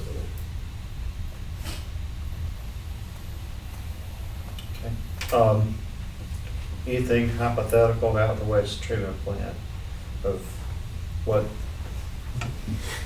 what numbers may it cost to do that project? Actually, Steve and Ethan are working on that, and I have not been read in on the details, but no, I don't have any. Marlon may Oh, know. they just have some preliminary numbers because we haven't gotten authorization from USDA to proceed yet on the actual, planning part of it. The rough number was, what I tell you, Mike, I just forgot right now. $200, no, $8. Yeah, $8 a gallon of treatment. So if we build a 1 million gallon waste treatment plant, we could count on it costing $8 million. Yeah, I think originally we were thinking 45 million just to get another 500,000 gallons in place. So 950,000, give or take, is what we're asking for, 150,000 really. gallons. Oh, Yeah, we're not asking for 1 million because it's a different horse of a different color. You're jumping through a whole new work. but we basically landed on, like, if we were going to pursue the line on 70 and an expanded treatment facility, whether it's in the same place or a different place, however it works out, we need to be asking for about $10 million. Okay. Any idea when this all gets approved, how long it would actually take to So about break the ground? wastewater treatment plant, quickest you would even anticipate it would be 2 years. More likely it's gonna be 3.5. That would probably, I mean, that's probably, But, I mean, because Because I'm you're dealing with looking- News River regulations now, you've seen what Smithfield has gone through with their nitrogen acquisition and some of the uproar surrounding it and some of the procedures they had to go through. I don't think Princeton's gonna see that kind of public outcry, but the conversation still has to be held with the state for potential nitrogen offsets and what that means because of where we're located. And I know I've shared this with Mayor, I think I might have gotten Commissioner Rose too, but the ARPA funding is a double-edged sword. So we all have all this money that we can try and access, but there's only so many engineers and there's only so many people reviewing plans at the state, and there are only so many contractors to build it. And there's a supply chain issue with all types of materials. So I have already said that I don't think 2026 is enough time to spend all this money because we're going to run into a bottleneck of capacity, whether it's in engineering or contractors or materials. So I think now materials can be 4 to 9 months out. Materials that used to be able to go down the street and just pick up. Well, now I'm thinking, I don't really see that lasting too much longer. We ought to be able to get the supply in going again. Well, we hope, but there's just a lot of things that aren't going the way they normally go. I just think it's gonna take longer to spend this money than has been allotted because of there are everything. definitely supply chain issues. I actually installed a fire hydrant in Supply, North Carolina last week, and they had to ship it from out of town because if they ordered it, it would be August before they could get it. We had a crew Fire. drive to Alabama 2 months ago to get 4 pieces of duct wire. Yeah. Because we had to have it on a job and that's as close as they could So get. it is an issue. So that's one reason, you know, I know there's no way you can push it any faster than you can because there's a whole lot of red tape involved in it, but the sooner we can make something work. Well, and just the state's approving their ARPA, their first round of ARPA projects now. And so if those go into design and bid, I mean, next year, I mean. Yep. One of the engineers at his firm has 30 projects he's working on with ARPA funding. That's a lot of projects for one person. where there's only a certain number of contractors, certain number of engineers. That's what I'm saying. And this is not a North Carolina problem, it's. That's across the country. Yeah. I'm just saying, if you talk to a federal representative, you need to be letting them know that December 2026 might not be enough time. Yes, sir.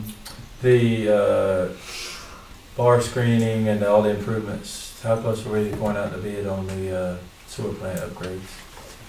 We're done everything we can do. We're waiting for the Office of General Counsel from USDA to say go to bid. Okay. Everything the town and us can do, we've done. Is there any idea how long that will take? Well, they told us on March the 13th it'd take about 30 days. And it hadn't happened yet. You said she did say that the package that went in right before us got authorized last week. Okay. Gotcha. So if that's any indication, hopefully we're next. Okay. And I know DOT was out doing some work at some point on the project going out toward Massey Hope, and then we weren't ready, so we told them to stop. And where are we at with time frame of driving all that out to? So our design's done, and as far as getting them on board, we've got to have a bid date so we can line up and coordinate who's going to do what. Because I think the way that was going to happen is that we're going to supply the pipe and culvert. I got it right. We were going to buy the pipe and culverts, and then we're going to put them in for some of the crossings, and then I've got to coordinate some of the ditch work along Massey Hope Road to make sure they're aware of it and what we're doing. But We were gonna pay for the culverts right. for the Little League Park. Yes. And then they were gonna supply all the culverts that were on the for those crossing, I had streets. it backwards. And then, but we would not be doing the labor on the culverts under DOT streets, they would. So as soon as we get authorization from the Corps, that whole effort will be basically a scheduling effort at that point. When do you think we maybe could hope to have that done? I'd like to say by the 30 days from now, we're past that permitting hurdle. And it can be set up actual schedules. Think there's any chance we have it done before hurricane season this fall? There's a chance. Depends on what kind of contractors we get and how quickly they can move. I think we can have a lot of the work within DOT right away done as far as relaying pipe and especially that area between Pine and Center Street. That's going to be the fun part because we're in people's front yards. Anything else is outside the road. We can probably, run and gun on that stuff. Hurricane season starts June 1st. But typically, September's too clear about it. yeah, that's what I'm thinking,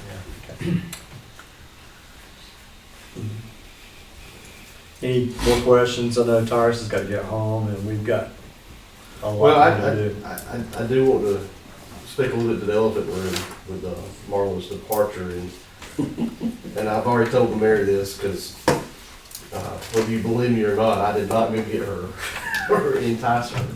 We put an ad out last year looking for a person to help us with funding in small towns because we knew what was coming from the federal government and knew that was going to be an area we needed somebody good to help with those processes, not just with Princeton but other places. And I just want to reinforce that I've been working here a long time. Y'all are family. We're not going to leave you hanging. Even with her coming on staff with us, we're going to make sure she's around so that infrastructural knowledge she has in her head is available, and we can continue to make sure what we've got going on here is a success on anything. That's my personal word to you guys.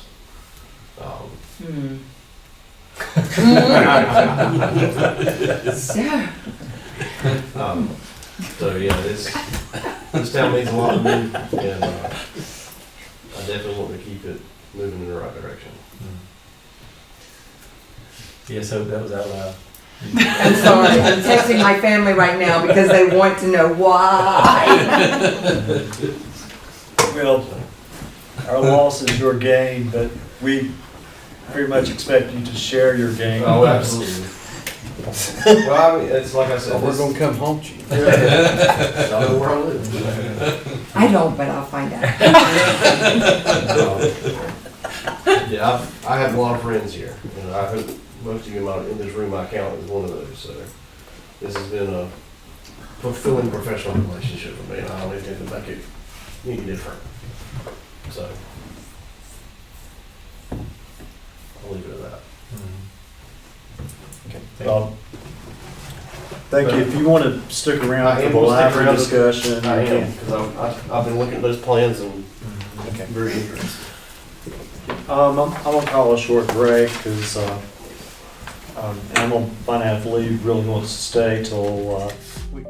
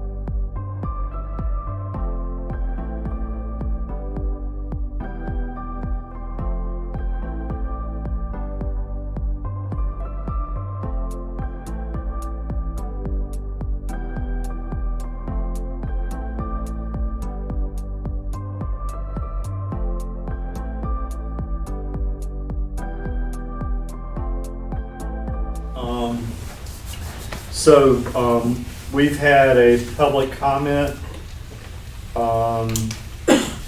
through Facebook and other forms of social media, and people visiting the town hall for option 1 and option 2. Tyrus, if you can help us with the displays. Do I have to do it like Panel White? You need some more makeup. I thought we had an easel in here somewhere. We do, at least going to get them. Okay. Well, I'll do this.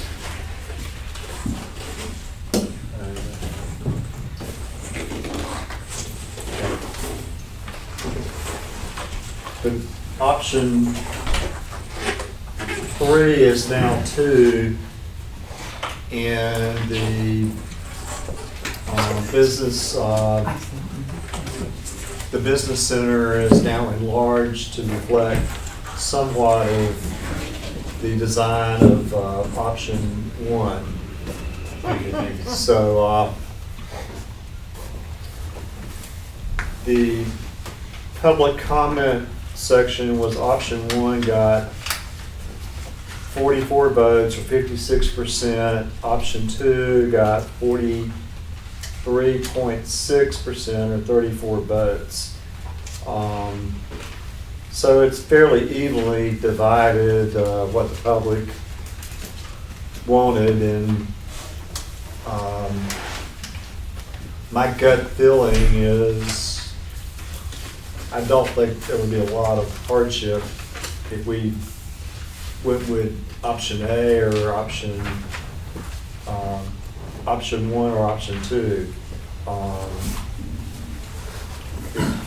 think the critical issue is getting it funded. Yeah, I mean, I was thinking all day that, we showed everybody the options, but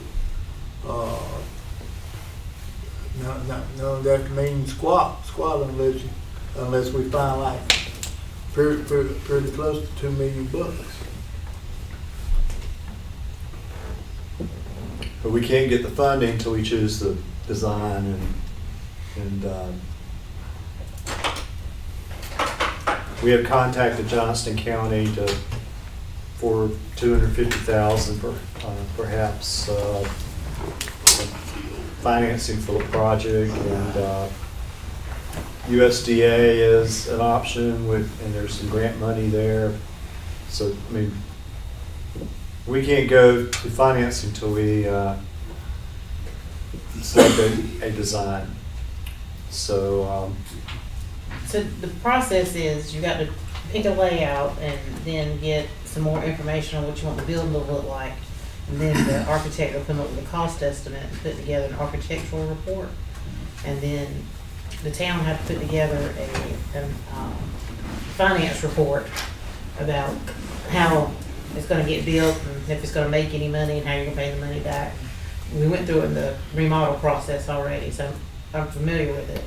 But you have to do all those things before you can apply to USDA. in the meantime, we may be getting more private money and more participation from some other government entities. So, I'm not putting you on the spot, Hope, but do you have any thoughts on either one, how the library will be, what the library looks like, or do you have any preference? Or I really was leaning towards the second one because of the lobby, instead of having that long, almost like a shotgun house, hallway down the middle. I like the lobby in the second view. I like the layout too. And also, Kevin mentioned that the first layout looked like it might cost more just because you have that jut out section. You have more angles, more pieces to the puzzle, I guess. So I was It's a little bit hoping. bigger. Okay. So I was thinking about the cost involved as well in the Plan B. I think the consensus of the board, and not speaking for everyone, was Plan B was our preference. Is that a consensus of everybody? And you're saying option 2, right? Option 2. Yeah. It was mine, and for the reason of much more parking, a lot more parking, a drop-off area as opposed to no drop-off area at all. Just kind of a drive-by that would block traffic potentially. The fact it would be a little cheaper to build. It's a more angular project and it's 600 square feet smaller. It utilizes the space of the property a lot better, and it allows us to keep using the current building until this is open because it's not on the same footprint. So all of those things to me made that option a little bit better. And I like what Hope said too, that I like the lobby better than the hallway. So Lee, what we're proposing is our Quonset hut will not be with us much longer. And we will have a true community center. Awesome. I'm not trying to railroad things, but is there a motion to approve option 2? Or does there need to be more discussion?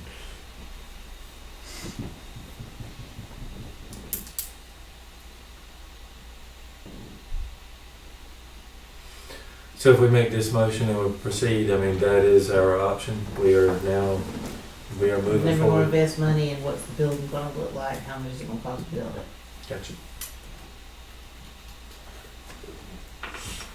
And let me make sure that I'm understanding, because same as I said earlier, that unless you can find the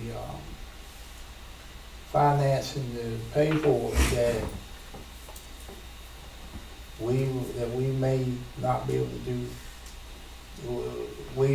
that we may have to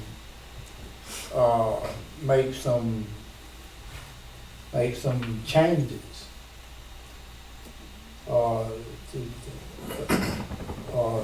just make it affordable if you can't find that much financing. Well, the option 1 and 2 have playgrounds and amphitheaters and other things that it's not essential. That's part of our,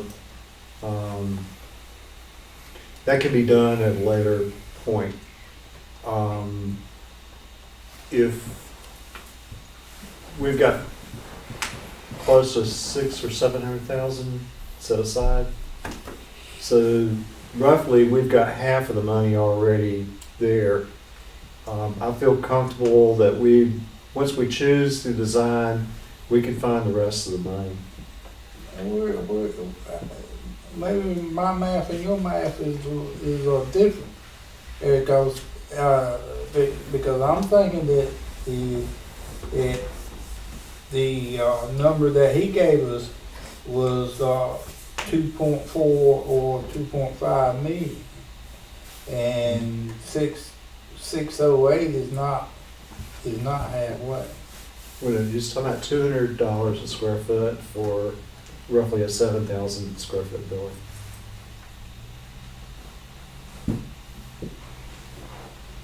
It depends on how fancy you want it. I think we're talking about total project cost versus building costs Right. here, so I think the mayor's saying that we can, got half the building paid for, but not half project. But there's some things for the project that we can put in a later phase that would keep the price lower. Like the pavilion, playgrounds. The extra parking up there, the 12 parking spots. But we won't know anything until we go forward with a design.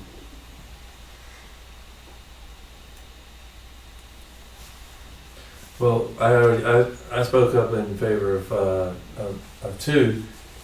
Definitely don't hate one. And in fact, kind of in my mind when I was speaking to the gentleman, that's what I saw in my head. And then he showed us this one, and I liked it better.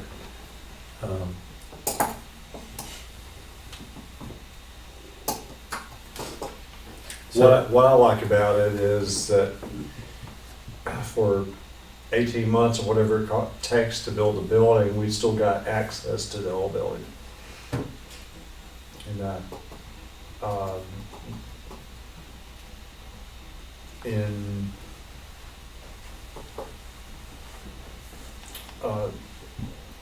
various aspects of the ground we can defer to later if we don't have the total project funded. But without moving forward with a plan, we can't do nothing.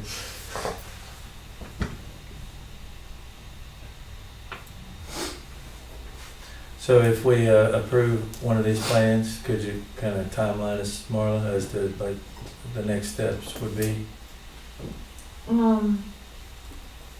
I think that, Russ would take whichever one it is and do a couple of 3D renderings and suggest build materials, and I'll look for it and bring those back to you to see which direction you want to go in. And from there, once that decision is made, he should be able to do a cost estimate and do that architectural report that's required for USDA financing. And that next step too would be exterior elevation, so we see what it's going to look like from the outside and everything. I would think so.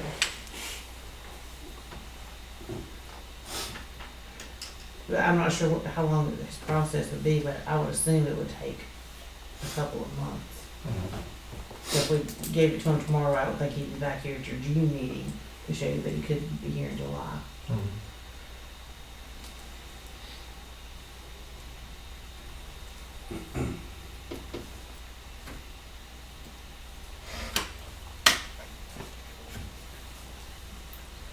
Comments, thoughts? I like option two.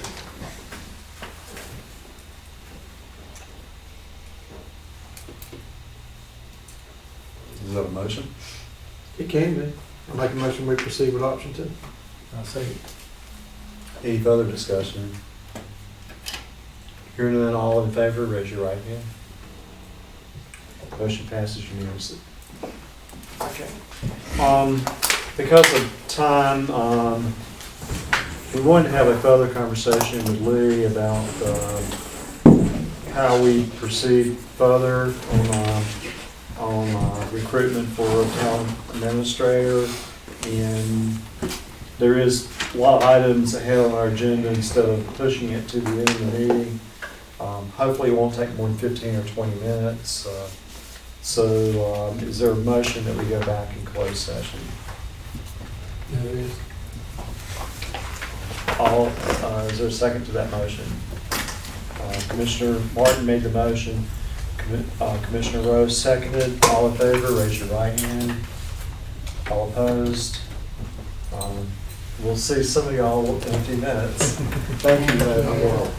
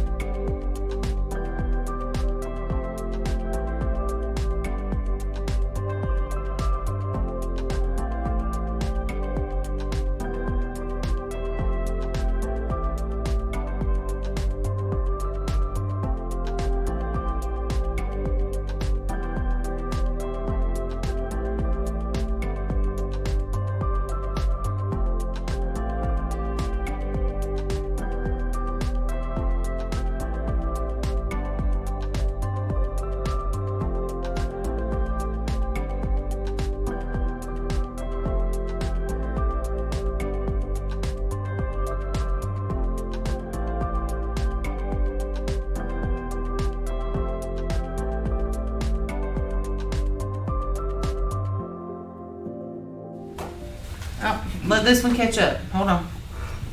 It just takes a minute.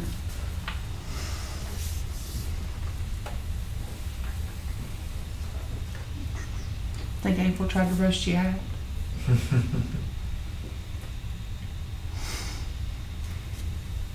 Just thinking about it. I'm sorry.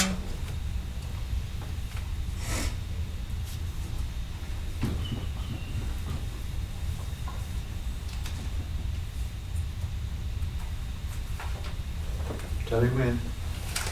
There you are. You're good. Okay.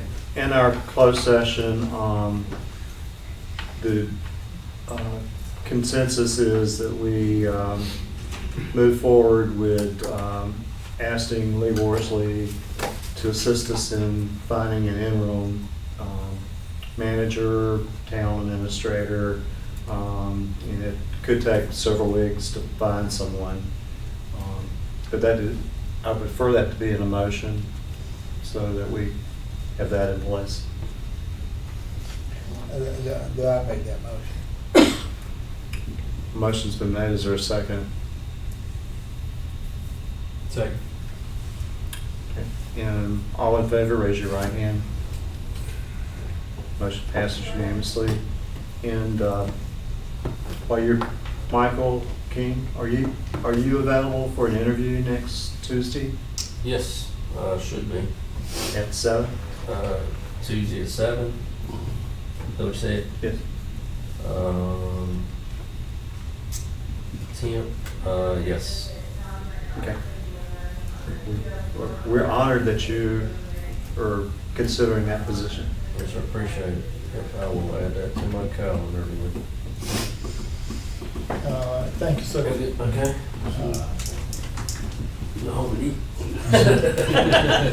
Good for you. I watched the rest online. Play outside. I think you played outside. I'll run over there to you.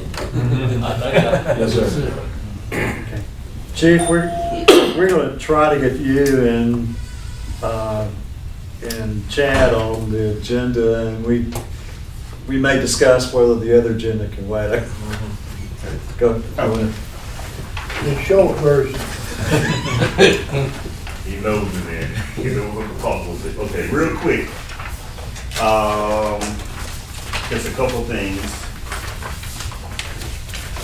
One of which is the sign that's included in your packet. Spoke with Chris Best, Interstate Outdoor Signs, and they agreed to post that on the board. I guess for the duration, at no cost to the town. Since they're dealing with the advisory notice, safety notice. And I think it's like every 30-some seconds maybe it'll appear. And it's on the eastern side of the sign, so the eastbound lane will see it versus the westbound lane. The westbound lane just have a lot of advertisements right now, but the fact that they've been posting it without charging the town, I do appreciate that.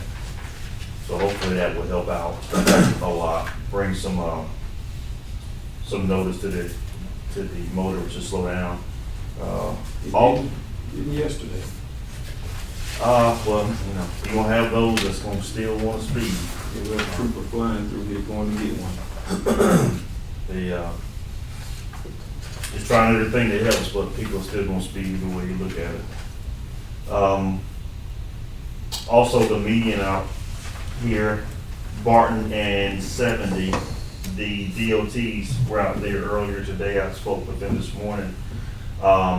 And they just were out there just long enough to do the layout, and I think the engineer has to approve it, but they supposed to start on that particular median, that intersection, on Wednesday.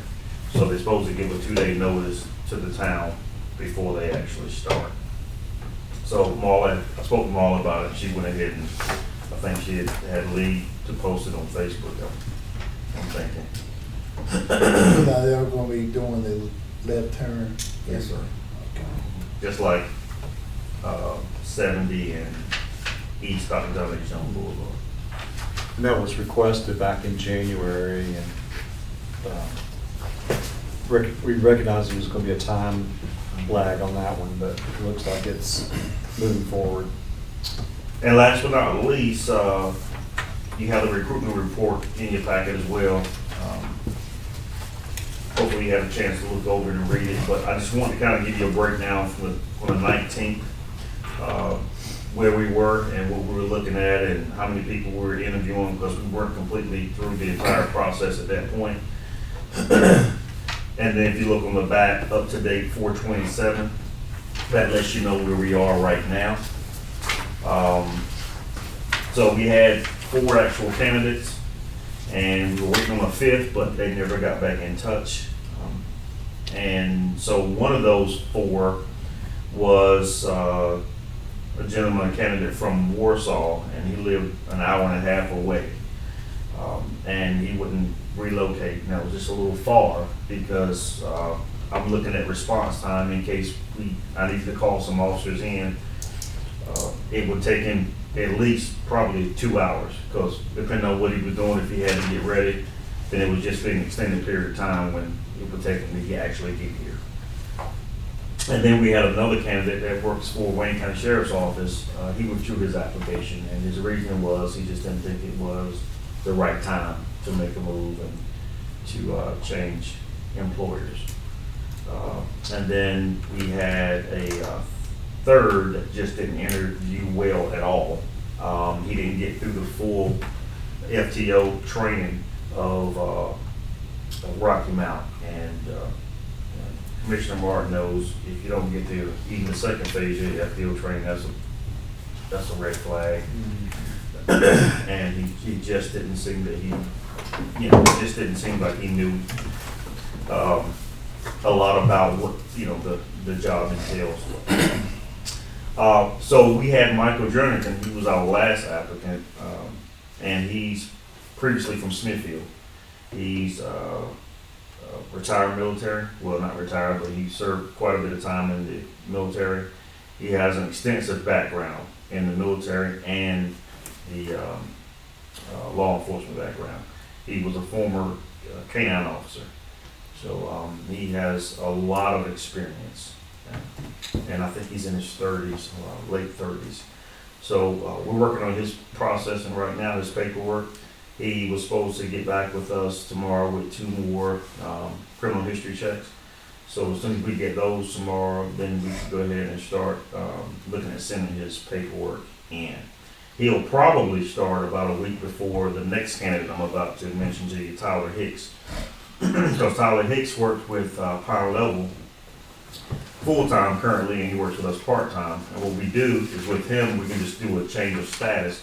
We don't want to send that paperwork in now because you can't work in two law enforcement agencies full-time at the same time. So we're going to wait about a day before his last day, which is going to be the 27th. And then we're going to send his paperwork in and fax it in and email it so they can get it fairly quickly and make the change of status. And that change of status is just changing it from part-time to full-time. And he's still going to currently work. He's still going to work in Pound Level part-time as well. So he'll start on May the 30th. So he's just gonna He's just going to flip-flop. He already knows the town. He already knows how we do things here. He's already acclimated. He knows our paperwork. It's just an easy transition.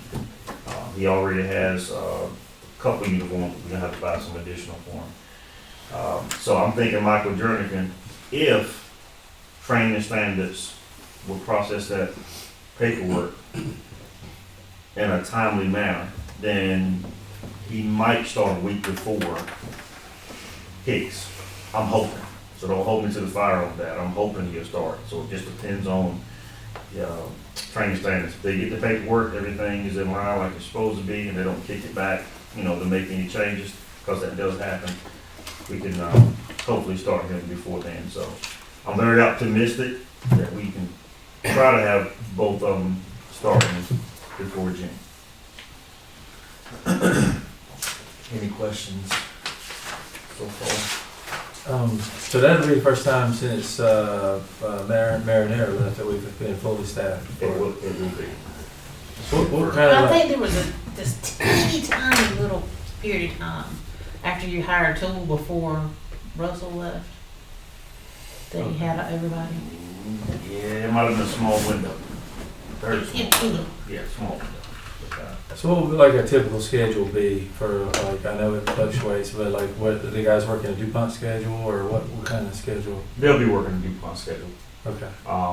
Because technically speaking, at the time when Lieutenant Toole came back, I went ahead and, after I talked to Marla, I had him as the 5th officer. Reason being is because I didn't want too much of a lapse in our U.S. Cops grant.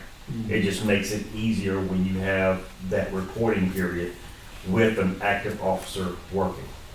So he would actually come in as just as a regular officer. He won't be that 5th officer spot, but it'll be a regular DuPont schedule.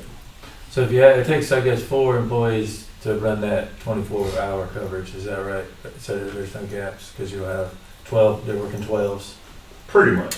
And then, Pretty much. and your schedule will be, like, what's your schedule then? I'm still Monday through Thursday, but what you'll have is you'll still, at that point, you'll have the 5th officer working a DuPont schedule as well. So you'll have 2 rotating days, and then you'll have 2 just rotating nights, unless we switch them and we need them during the peak hours.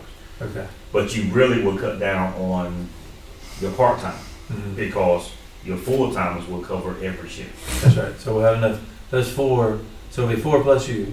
Right. And then, so your working days, so there'll be overlap then, but then we'll have full coverage with those 4 people rotating. Correct. And if they have a vacation or a sick day, that's when we'll go with our part-timers and Right. fill in those gaps. And you really won't need a lot of part-time hours, some, but you won't need a whole lot, being you have 5. But, you might use 1 or 2, but it won't be a lot that much. Because we are gonna have to allow for vacation, we have to allow for school. I do have to send Lieutenant to first line supervision school. He's gotta get his research and his radar. So there are some things that has to take place. So you got in-service too. And service too. That's when the part-timers come in. That's Is there times when you would work like a night or a weekend if that was known ahead of time, or is that always gonna be part-timers? Yeah, I shouldn't have to be, really. I mean, I can if I need to, but I shouldn't have to, because we should have enough to where we wouldn't have to work that kind of schedule. And are we currently having any kind of coverage gaps at all during the 24-hour period? Yes, we do have coverage gaps. I don't want to say the hours, but we do have some coverage gaps. Okay. Because we don't allow television. Right. But we do have some. I mean, during the week, no. But yeah, we do have some. But they're not entirely big gaps. Are we getting help with the sheriff's department, or just my level, or how are we working that? Both. Okay. Okay. That's all. Thank you and congratulations. I know your stress level may be reduced. Yeah, we don't even want to talk about that. But yeah, thank you. Chad? I only have 2 things as well. First thing is, as you can see in your notes here, we did have to carry 1 pump from one of our pump stations to the repair shop for a lower bearing that went out in it. I will have the repair cost at next month's meeting for that. Secondly, we this past month we had a water inspection on our distribution system with the state of North Carolina, and me and Lee was in on the inspection. We done some riding around. She checked some things in our tower and a few locations where we pull water into town from, and the inspection was a success. All went good. So other than that, that's all I have. Y'all have any questions, concerns for me? Well, just real quick, what Casey Jones said about the drainage going into the sewer, has that been stopped, or is it still occurring? Yeah, that's not in place. Okay, all right. We've checked that multiple times after the big rains, and there's no difference over there.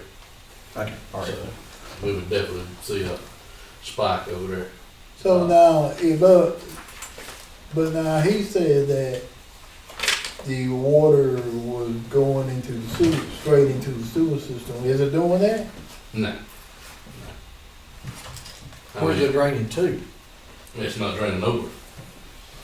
Now, at one time, I will say it may have been going into the sewer, but it isn't no more. So it's just there, and it's just creating a sinkhole. But It it, goes nowhere. but it used to? Did it used to? Now, it could have, I don't know, but I do know it don't now. Cause you said that the stuff was there for it to drain. Yeah. Well, I mean, That's what I understood him to say. yeah, that is what he said, but, and I'll be honest, back in the sixties, that was very commonplace. Oh, yeah. It was very common. Yeah. We've done a lot of, rehab in towns. Yeah. That's the reason we were there, is to take the sewer and the storm drain and actually separate it. Exactly right. Town of Lumberton had a massive section of it, their old industrial area. Yes, sir. That's the way it was. Yeah. So when it rained, they had to treat all. Oh, yeah, we've storm seen, drain. we've seen a few places, just digging around and accidentally come across it. But, Casey, he's made us aware of it multiple years back. And, so we kinda had our eye on it. And after big rains, we'll go over there, cause it drains to Hennet Street. There's only one house on Hennet Street. So if it was going to that line, you would have a heck of a flow. That's drainage. probably why it's having the drainage issues then, because Yeah. it probably used to work in that. Yeah, That exactly. terracotta pipe's probably collapsed, it's Exactly. not working. Yeah. Well, it's been big. It don't need to be working. It needs to be draining. No, it doesn't need to be working. So now it's just basically creating a hole there. And like you said, we put gravel and stone, try to build it up, but it don't go nowhere because it. Have you looked at them? Have you found the manhole it actually supposed to drain to? Oh yeah. Oh yeah. Is it plugged? No, it isn't because there's that last house that's on it. So it's tied into a sewer line. Yeah. Oh yeah. There's a line that goes to that last house. And like I said, after a big rain, big heavy rain, I mean, I haven't personally checked it lately, but when he was making us aware of the situation, man, we would check it every time it rained hard. And Well, I'd say if you know where the sewer line or a net connect, it probably needs to be exposed and Yeah. plugged, because it'll eventually creep its way into that lateral. Yeah. And I do know now when it rains, well, it's just like he said, it don't go nowhere. It just fills the yard in. And that spot there, it only washes back because it's just running from that house to that spot, and it's just washing. I mean, they don't go nowhere. And where, like you said, maybe at one time it probably did go to the sewer, but it doesn't anymore. Okay. Any more questions? Thank you, Chad. All right, thank you. Sorry you had to be out so late. No, it's all right. Okay, next on the agenda is the memorandum from the fire department in the town of Princeton about their paid staff, that we are doing a memo of understanding for services that we provide and services they provide. And this is pretty much the former document, except that they are our employees for payroll purposes, but we're being reimbursed for all the other costs. So I think it's about the third time you've seen this. Right.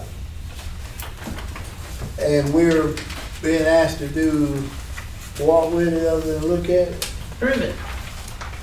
But this is what we're currently doing and have been doing since they had paid personnel. Did I make the motion that we approve the memorandum of understanding between the Princeton Volunteer Fire Department and the Town of Princeton? Motion's been made, has it been seconded? Second.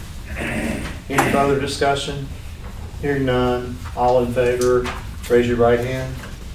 Motion is unanimous.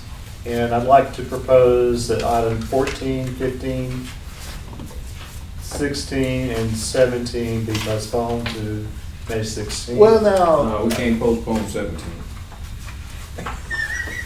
Okay, you're correct on 17. Well, now, I think they can do 13 and 14 real quick. because that was just the changes of the pages, right? Okay, you ought to be able to change your own pages at home, because I already changed mine. what you talking about? That was whatever, let's see. On the 14, Oh, well, we skipped 13. 13 was just practical updates to the water and sewer policies. right.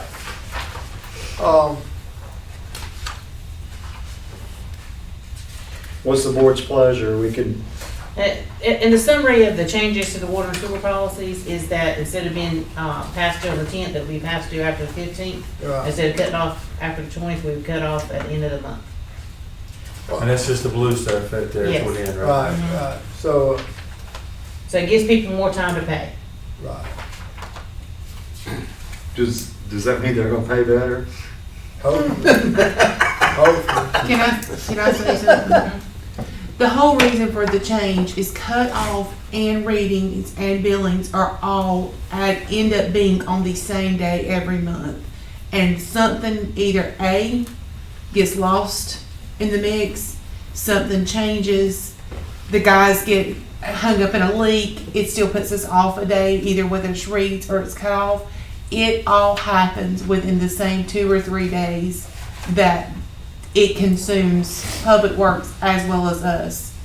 So Marla realized that for a few months that literally it was falling on the same days and we worked ourselves to death. So when we look back at it, instead of taking and getting lists of extensions every month and making sure you didn't turn them off, but still turn around and having to look at them every day or turn them off the next day because they still didn't pay, it's clear across the board. If you don't have that payment in the last day of the month, we're done. So it's a win-win for you and the consumers. Yes. And for Public Works too, because I utilize one and two guys when we read and we turn off, and then that's not fair for their work or ours, because it is just consuming. So when she realized it after a few months of just listening to it, it just became a lot. So she mentioned, I was like, well, that makes a lot more sense. But that's my 2 cents, guys. Sorry. So is there a motion to adopt 13? There is. I think there was a unison. Is there 3 motions? Or, I'll second. Yep. okay. I will rule that Commissioner Martin and Commissioner Robinson made the first and second. All in favor, raise your right hand. All opposed? All right, and number 14, is there a motion to adopt the page changes? There it is. Is there a second? Yes. Mr. Robinson made the motion. Mr. Holmes seconded. All in favor, raise your right hand. Somehow I know this is railroaded. Mm-hmm. And 15, Marla's not quite ready. Is that a correct statement? And we're not gonna stay here anyway. Okay. So there's a motion to adjourn. No, I have one other business. Okay. It's kind of a personal request, and I hope you'll say yes, but I'll live if you say no. Maybe 10 or 12 years ago, the town invested in a cell phone policy to give all department heads cell phones, and this is back when we didn't have smartphones. And the summary of it is, I've had a cell phone with the Town of Princeton for like 12 years with the same phone number, and I was wondering if you'd let me take that phone number with me, because it's associated with me, not necessarily the town. So you'll all still be able to call me I without think having to that learn their makes number. more sense because you don't want the next person to have it and them get Marla's calls all the time. Right. Right. And that's what we've done in the past we've checked when we had somebody new come in, we changed the number on the town phone at their position, Yeah. received one. But, I'm in complete agreement with that idea. I'll second. okay. Thank you. Motion been made and seconded. All discussion? Hearing none, all in favor, raise your right hand. Now, there's another motion available. I'd make a motion, we adjourn. All in favor, raise your right hand. All opposed? Okay.